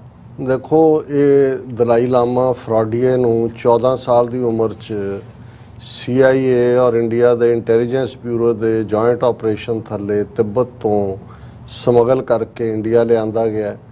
ਉਦੋਂ ਚੀਨ ਨੇ ਆਕੂਪਾਈ ਕੀਤਾ ਸੀ ਤਿੱਬਤ ਨੂੰ, ਔਰ CIA ਔਰ ਇੰਟੈਲੀਜੈਂਸ ਬਿਊਰੋ ਬੇਸ਼ੱਕ ਉਦੋਂ ਇੰਡੀਆ ਸੋਵੀਅਤ ਯੂਨੀਅਨ ਖੈਮੇ 'ਚ ਸੀ, ਪਰ ਉਹਨਾਂ ਨੇ ਪਲਾਨ ਕਰ ਲਿਆ ਸੀ ਕਿ ਇਸ ਨੂੰ ਕਿਵੇਂ ਵਰਤਣਾ ਹੈ। ਜੇ ਇਹ ਕਿਹਾ ਜਾਏ ਕਿ 14 ਸਾਲ ਤੋਂ ਬਾਅਦ ਦਲਾਈ ਲਾਮੇ ਦੀ ਗਰੂਮਿੰਗ, ਟ੍ਰੇਨਿੰਗ, ਉਸ ਨੂੰ ਇੰਟਰਨੈਸ਼ਨਲ ਇੰਪੋਰਟੈਂਸ ਇਸ ਹੱਦ ਤੱਕ ਕਿ ਨੋਬਲ ਪੀਸ ਪ੍ਰਾਈਜ਼ ਵੀ ਦਿਵਾਉਣਾ, ਉਸ ਨੂੰ ਦੁਨੀਆ ਦਾ ਇੱਕ ਵੱਡਾ ਸਪਿਰਿਚੁਅਲ ਸ਼ਖਸ ਜਿਹੜਾ ਹੈ ਉਹ ਉਸ ਨੂੰ ਪ੍ਰੋਜੈਕਟ ਕਰਨਾ, ਇਹ ਉਹ ਸਾਰੇ ਦਾ ਹੀ ਹਿੱਸਾ ਸੀ। ਔਰ ਹੁਣ ਵੀ ਮਿਲੀਅਨਸ ਆਫ ਡਾਲਰਸ ਜਿਹੜੇ ਨੇ ਅਮਰੀਕਨ ਏਡ ਔਰ UN ਏਡ ਦੇ ਥੱਲੇ, ਔਰ ਉਹਨੂੰ ਗਵਰਨਮੈਂਟ ਇਨ ਐਗਜ਼ਾਈਲ ਬਣਾ ਕੇ ਦੇਣੀ। ਪੂਰੀ ਪਾਰਲੀਮੈਂਟ ਤਿੱਬਤਨ ਕ੍ਰੀਏਟ ਕੀਤੀ ਹੋਈ ਹੈ। ਧਰਮਸ਼ਾਲਾ ਮੈਕਲੋਡਗੰਜ ਉਹਦਾ ਹੈੱਡਕੁਆਰਟਰ ਬਣਾਇਆ ਹੋਇਆ ਹੈ। ਔਰ ਸਮੇਂ ਜਿਹੜਾ ਉਸ ਤੋਂ ਜੋ ਇਹ ਚਾਹੁੰਦੇ ਨੇ, ਜਦੋਂ ਚਾਈਨਾ ਦੇ ਅਗੇਂਸਟ ਕੋਈ ਨੈਰੇਟਿਵ ਸਿਰਜਣਾ ਤੇ ਉਹ ਉਸ ਦੀ ਬਿਆਨਬਾਜ਼ੀ ਹੋ ਜਾਂਦੀ ਹੈ। ਇੰਡੀਆ ਨੂੰ ਵੀ ਜਦੋਂ ਲੱਗਦਾ ਹੈ ਕਿ ਵੀ ਉਹਨੇ ਕੋਈ ਜਿਹੜਾ ਉਹ ਚੀਨ ਨੂੰ ਦੰਦੀਆਂ ਦਿਖਾਣੀਆਂ ਨੇ ਤੇ ਉਹ ਦਲਾਈ ਲਾਮੇ ਨੂੰ ਅੱਗੇ ਕਰ ਦਿੰਦੇ ਨੇ, ਕਦੇ ਉਹਦੀ ਅਰੁਣਾਚਲ ਪ੍ਰਦੇਸ਼ ਦੀ ਵਿਜ਼ਿਟ ਰਖਾ ਦਿੰਦੇ ਨੇ, ਕਦੇ ਦੂਸਰੇ। ਲੇਕਿਨ ਮੈਂ ਜਿਸ ਕਰਕੇ ਇਸ ਨੂੰ ਈਵਨ ਥਾਂ ਵੀ ਦਿੱਤੀ ਹੈ ਕਿ ਬਈ ਉਹਨੇ ਇੱਕ 2 ਰੋਜ਼ਾ ਡਾਇਲੋਗ ਜਿਹੜਾ ਯੂਥ ਦੇ ਨਾਲ ਧਰਮਸ਼ਾਲਾ ਦੇ ਵਿੱਚ ਕੀਤਾ, ਉਹਨੇ ਉਹਨਾਂ ਦਾ ਸੈਸ਼ਨ ਦੇ ਵਿੱਚ, ਤਾਂ ਉਹਦੇ 'ਚ ਉਹਨੇ ਇਹ ਗੱਲ ਕਹੀ, ਔਰ ਅੱਜ ਖਬਰ ਵੀ ਮੇਨ ਉਹਨਾਂ ਦੀ ਏਜੰਸੀਆਂ ਨੇ ਬਣਾਈ ਹੈ, will prefer to die in free democracy of India rather than among artificial Chinese officials, ਦਲਾਈ ਲਾਮਾ। ਕਿ ਜੀ ਮੈਂ ਭਾਰਤ ਦੀ ਆਜ਼ਾਦ ਫਿਜ਼ਾ 'ਚ, ਔਰ ਉਹਦਾ ਜਿਹੜਾ ਪੂਰਾ ਕਮੈਂਟ ਹੈ ਉਹਨੇ ਕਿਹਾ ਕਿ I told former Indian Prime Minister Manmohan Singh I live another 15 to 20 years, there is no question। ਕਿ ਜੀ ਪਹਿਲਾਂ ਤਾਂ ਇਹ ਰੱਬ ਬਣਿਆ ਹੋਇਆ ਕਿ ਜੀ ਕਹਿੰਦਾ ਮੈਂ ਉਹਨੂੰ ਕਿਹਾ ਸੀ ਕਿ ਮੈਂ ਅਜੇ 15-20 ਸਾਲ ਹੋਰ ਜੀਣਾ ਹੈ, ਔਰ ਆਮ ਨੂੰ ਵੀ ਉਹਨੇ ਕਿਹਾ ਜੀ ਮੈਂ ਤਾਂ 125 ਸਾਲ ਤੱਕ ਜੀਣਾ। But at the time when I die I prefer dying in India, ਮੈਂ ਭਾਰਤ 'ਚ ਮਰਨਾ ਪਸੰਦ ਕਰਦਾ। ਉੱਥੇ ਹੀ ਮਰੇਗਾ ਭਾਈ, ਹੋਰ ਤੂੰ ਕਿੱਥੇ ਜਾਣਾ। India is surrounded by people who show love not artificial something. ਬਹੁਤ ਪਿਆਰ ਇਹਨੂੰ ਦਲਾਈ ਲਾਮੇ ਨੂੰ ਭੁੱਲ ਗਿਆ ਕਿ 8-10 ਸਾਲ ਪਹਿਲਾਂ ਜਦੋਂ ਕੋਈ ਘਟਨਾ ਕੋਈ ਹੋਈ ਸੀ ਮੈਕਲੋਡਗੰਜ 'ਚ, ਲੋਕਲ ਧਰਮਸ਼ਾਲਾ ਦੇ ਲੋਕਾਂ ਨੇ ਉਹਦੀ ਭੰਨ ਤੋੜ ਕੀਤੀ ਸੀ, ਤਾਂ ਸਮਾਨ ਸਮੂਨ ਉਹਨੇ ਬੰਨ੍ਹ ਲਿਆ ਸੀ ਕਿ ਜੀ ਮੈਂ ਤਾਂ ਇੱਥੋਂ ਹੁਣ ਕਿਤੇ ਹੋਰ ਮੂਵ ਕਰਨਾ ਹੈ, ਤੇ ਬਾਕੀਆਂ ਨੇ ਆ ਕੇ ਫਿਰ ਜਿਹੜਾ ਉਹਨੂੰ ਮਨਾਇਆ ਜਾਂ ਦੂਜਾ, ਤੇ ਉਹ ਬੜੇ ਲਵਿੰਗ ਲੋਕ ਨੇ, ਲੱਗ ਜਾਏਗਾ ਪਤਾ ਲਵਿੰਗ ਲੋਕ ਕੀ ਨੇ। If I die surrounded by Chinese officials too much artificial, I prefer dying in country with free democracy. ਹੁਣ ਇਹਦੇ 'ਚ 2-3 ਜਿਹੜੇ ਗੁਨਾਹ ਹੈ ਉਹ ਦਲਾਈ ਲਾਮਾ ਕਰ ਰਿਹਾ। ਪਹਿਲੀ ਗੱਲ, ਤੇ ਜਦੋਂ ਇਹ ਕਹਿੰਦਾ ਕੋਈ ਕਿ ਜੀ ਮੈਂ ਤਾਂ ਇੰਨੇ ਸਾਲ ਜੀਣਾ, ਇਹਦਾ ਮਤਲਬ ਇਹ ਹੈ ਕਿ ਉਹ ਰੱਬ ਹੋਣ ਦੀ ਕੋਸ਼ਿਸ਼ ਕਰ ਰਿਹਾ। ਇਹ ਤਾਂ ਕਿਸੇ ਨੂੰ ਵੀ ਨਹੀਂ ਹੈ, ਤਾਂ ਵੱਡੇ ਵੱਡੇ ਪੀਰ ਪੈਗੰਬਰ ਨਬੀ ਔਰ ਅਵਤਾਰ ਗੁਰੂ, ਉਹਨਾਂ ਨੇ ਵੀ, ਕਬੀਰ ਸਾਹਿਬ ਜਿਹੜੇ ਰੱਬ ਦੇ ਨਾਲ ਇਕਮਿਕਤਾ ਦੀ ਸਟੇਜ ਤੇ ਨੇ, ਉਹਨਾਂ ਦਾ ਵੀ ਇਹ ਫਰਮਾਨ ਹੈ ਕਿ ਕਬੀਰ ਕਿਉਂ ਜਾਣਾ ਕਿਵ ਮਰੇਂਗੇ, ਕੈਸਾ ਮਰਨਾ ਹੋਏ, ਜੇਕਰ ਸਾਹਿਬ ਮਨੋਂ ਨਾ ਵਿਸਰੈ ਤਾਂ ਸਹਿਲਾ ਮਰਨਾ ਹੋਏ। ਕਿ ਭਾਈ ਕਿਵੇਂ ਮੌਤ ਹੋਏਗੀ ਨਹੀਂ ਪਤਾ, ਹਾਂ ਜੇ ਰੱਬ ਨਾ ਭੁੱਲੇ ਤੇ ਉਹ ਸਹਿਜ ਦੇ ਵਿੱਚ ਹੋਈ ਮੌਤ ਹੋਏਗੀ। ਸੋ ਪਹਿਲਾਂ ਤਾਂ ਇਹ ਆਪਣੀ ਤਕੱਬਰੀ ਦਿਖਾ ਰਿਹਾ ਕਿ ਜਿਵੇਂ ਉਮਰ ਉਹਨੇ ਆਪਣੇ ਭਾਵੇਂ ਨਾਲ ਬੰਨੀ ਹੋਈ ਹੈ, ਕਿ ਉਹਨੇ ਡਿਸਾਈਡ ਕਰਨਾ ਹੈ ਕਿ ਕਦੋਂ ਉਮਰ ਦਾ ਬਟਨ ਜਿਹੜਾ ਸਵਿਚ ਆਫ ਕਰਨਾ ਹੈ। ਫਿਰ ਉਹ ਰੱਬ ਦੀ ਬਣਾਈ ਮਖਲੂਕ ਦੇ ਵਿੱਚ ਜਿਹੜੇ ਰੱਬ ਦੇ ਬੰਦੇ ਨੇ, ਉਹ ਰੀਅਲ ਤੇ ਆਰਟੀਫਿਸ਼ੀਅਲ ਤਾਂ ਨਹੀਂ ਦੇਖਦੇ, ਉਹਨਾਂ ਦੇ ਲਈ ਤਾਂ ਸਭ ਮੈਂ ਜੋਤ ਜੋਤ ਹੈ ਸੋਏ। ਨੀਤੀਆਂ ਨਾਲ ਤੁਹਾਡੀ ਜਿਹੜੀ ਹੈ ਉਹ ਇਖਤਲਾਫਾਤ ਹੋ ਸਕਦੇ ਨੇ, ਚਾਈਨੀਜ਼ ਗਵਰਨਮੈਂਟ, ਕਮਿਊਨਿਸਟ ਆਈਡੀਓਲੋਜੀ, ਪਰ ਆਰਟੀਫਿਸ਼ੀਅਲ ਤੇ ਰੀਅਲ ਬੰਦੇ ਇਹ ਕਿੱਥੋਂ ਰੀਅਲ ਨਜ਼ਰ ਆ ਗਏ। ਫਿਰ ਤੀਸਰਾ ਸਭ ਤੋਂ ਵੱਡਾ ਝੂਠ ਸੈਂਚਰੀ ਦਾ, ਕਿਉਂਕਿ ਦਲਾਈ ਲਾਮਾ ਆਪਣੇ ਆਪ ਨੂੰ ਜਿਹੜਾ ਉਹ ਬੜਾ ਲਰਨਡ ਗਿਣਦਾ ਹੈ, ਕਿ ਕੋਈ ਰਿਪੋਰਟ ਦੁਨੀਆ ਦੀ ਕੱਢ ਲਓ, ਹਿਊਮਨ ਡਿਵੈਲਪਮੈਂਟ ਰਿਪੋਰਟ ਕੱਢ ਲਓ, ਫ੍ਰੀ ਮੀਡੀਆ ਰਿਪੋਰਟ ਕੱਢ ਲਓ, Amnesty international human rights watch ਦੀ ਕੱਢ ਲਓ, ਫਰੀडम ਹਾਊਸ ਦੀ ਕੱਢ ਲਓ, ਇੰਡੀਆ ਨੂੰ ਤਾਂ ਇਹ ਤਾਕਤਾਂ ਜਿਨ੍ਹਾਂ ਨੇ ਤੈਨੂੰ ਬਣਾਇਆ ਹੋਇਆ ਭਾਈ ਉੱਥੇ ਰੱਖਿਆ ਹੈ, ਉਹਨਾਂ ਨੇ ਇੰਡੀਆ ਨੂੰ ਜਿਹੜਾ ਪਾਰਸ਼ਲੀ ਫ੍ਰੀ ਕਿਹਾ ਹੋਇਆ ਕਿ ਇੰਡੀਆ ਪਾਰਸ਼ਲੀ ਫ੍ਰੀ ਕੰਟਰੀ ਹੈ। ਉੱਥੇ ਮੀਡੀਆ ਜਿਹੜਾ ਹੈ, ਜਿਹੜਾ ਉਹਦਾ ਰੈਂਕਿੰਗ ਦੇਖ ਲਓ ਵੀ ਇੰਡੀਅਨ ਫਰੀडम ਆਫ ਪ੍ਰੈਸ ਕਿੰਨੀ ਹੈ, ਉਹਦੇ 'ਚ ਜਿਹੜੀ ਹੈ ਡਾਕਟਰ ਸੈਨ ਬਾਰਡਰਸ ਦੀ ਰਿਪੋਰਟ ਕੱਢ ਕੇ ਦੇਖ ਲਓ ਕਿ ਬਾਕੀ ਫਰੀडम्स ਕਿੰਨੀਆਂ ਕਿ ਨੇ। ਸੋ ਤੂੰ ਇੰਨਾ ਹੀ ਝੂਠ ਬੋਲਣ ਦਾ, ਜੋ ਭਾਰਤ ਦੇ ਵਿੱਚ ਮੁਸਲਮਾਨਾਂ ਨਾਲ ਹੋਇਆ ਹੋ ਰਿਹਾ, ਈਸਾਈਆਂ ਨਾਲ ਹੋਇਆ ਹੋ ਰਿਹਾ, ਜੋ ਈਵਨ ਸਿੱਖ ਕੌਮ ਦੇ ਨਾਲ, ਔਰ ਈਵਨ ਰੋਹਿੰਗਿਆ ਜਿਹੜੇ ਗੁਆਂਢ ਦੇ ਵਿੱਚ ਮਿਆਂਮਾਰ 'ਚ ਬੈਠੇ ਹੋਏ, ਕਿਉਂਕਿ ਇੰਡੀਆ ਦੀ ਯਾਰੀ ਹੈ ਮਿਆਂਮਾਰ ਦੇ ਫੌਜੀ ਏਜੰਟਾਂ, ਉਹਦੇ 'ਚੋਂ ਇਹ ਮੂੰਹੋਂ ਇੱਕ ਅੱਖਰ ਨਹੀਂ ਨਿਕਲਦਾ। ਹੁਣ ਧਰਮਸ਼ਾਲਾ ਮੈਕਲੋਡਗੰਜ ਤੋਂ ਅੰਮ੍ਰਿਤਸਰ 90 ਕਿਲੋਮੀਟਰ ਹੈ, ਦਰਬਾਰ ਸਾਹਿਬ ਤੇ ਹਮਲਾ ਹੁੰਦਾ, ਤੂੰ ਇੱਕ ਧਰਮ ਦਾ ਮੁਖੀ ਹੈ, ਔਰ ਉਸੇ ਦਰਬਾਰ ਸਾਹਿਬ ਅੰਮ੍ਰਿਤਸਰ 'ਚ ਇਹਨੂੰ ਦਲਾਈ ਲਾਮੇ ਨੂੰ 1969 'ਚ ਗੁਰੂ ਨਾਨਕ ਸਾਹਿਬ ਦੇ 500 ਸਾਲਾ ਪ੍ਰਕਾਸ਼ ਪੁਰਬ ਮੌਕੇ ਐਜ਼ ਏ ਸਪੈਸ਼ਲ ਗੈਸਟ 5 ਧਰਮਾਂ ਦੇ ਸੱਦਿਆ ਗਿਆ, ਇਹਦੇ ਮੂੰਹੋਂ ਇੱਕ ਲਫ਼ਜ਼ ਨਹੀਂ ਨਿਕਲਿਆ। ਜਦੋਂ ਕਿ ਹਜ਼ਾਰਾਂ ਮੀਲ ਦੂਰ ਬੈਠਾ ਪੋਪ ਜਿਹੜਾ ਵੈਟੀਕਨ ਦਾ, ਉਹ ਆਵਾਜ਼ ਚੁੱਕਦਾ ਹੈ ਕਿ ਭਾਈ ਇਹ ਮਜ਼ਹਬੀ ਥਾਵਾਂ ਦੇ ਉੱਤੇ ਜਿਹੜਾ ਆਮ ਲੋਕਾਂ ਦਾ ਖੂਨ ਨਹੀਂ ਡੁੱਲਣਾ ਚਾਹੀਦਾ।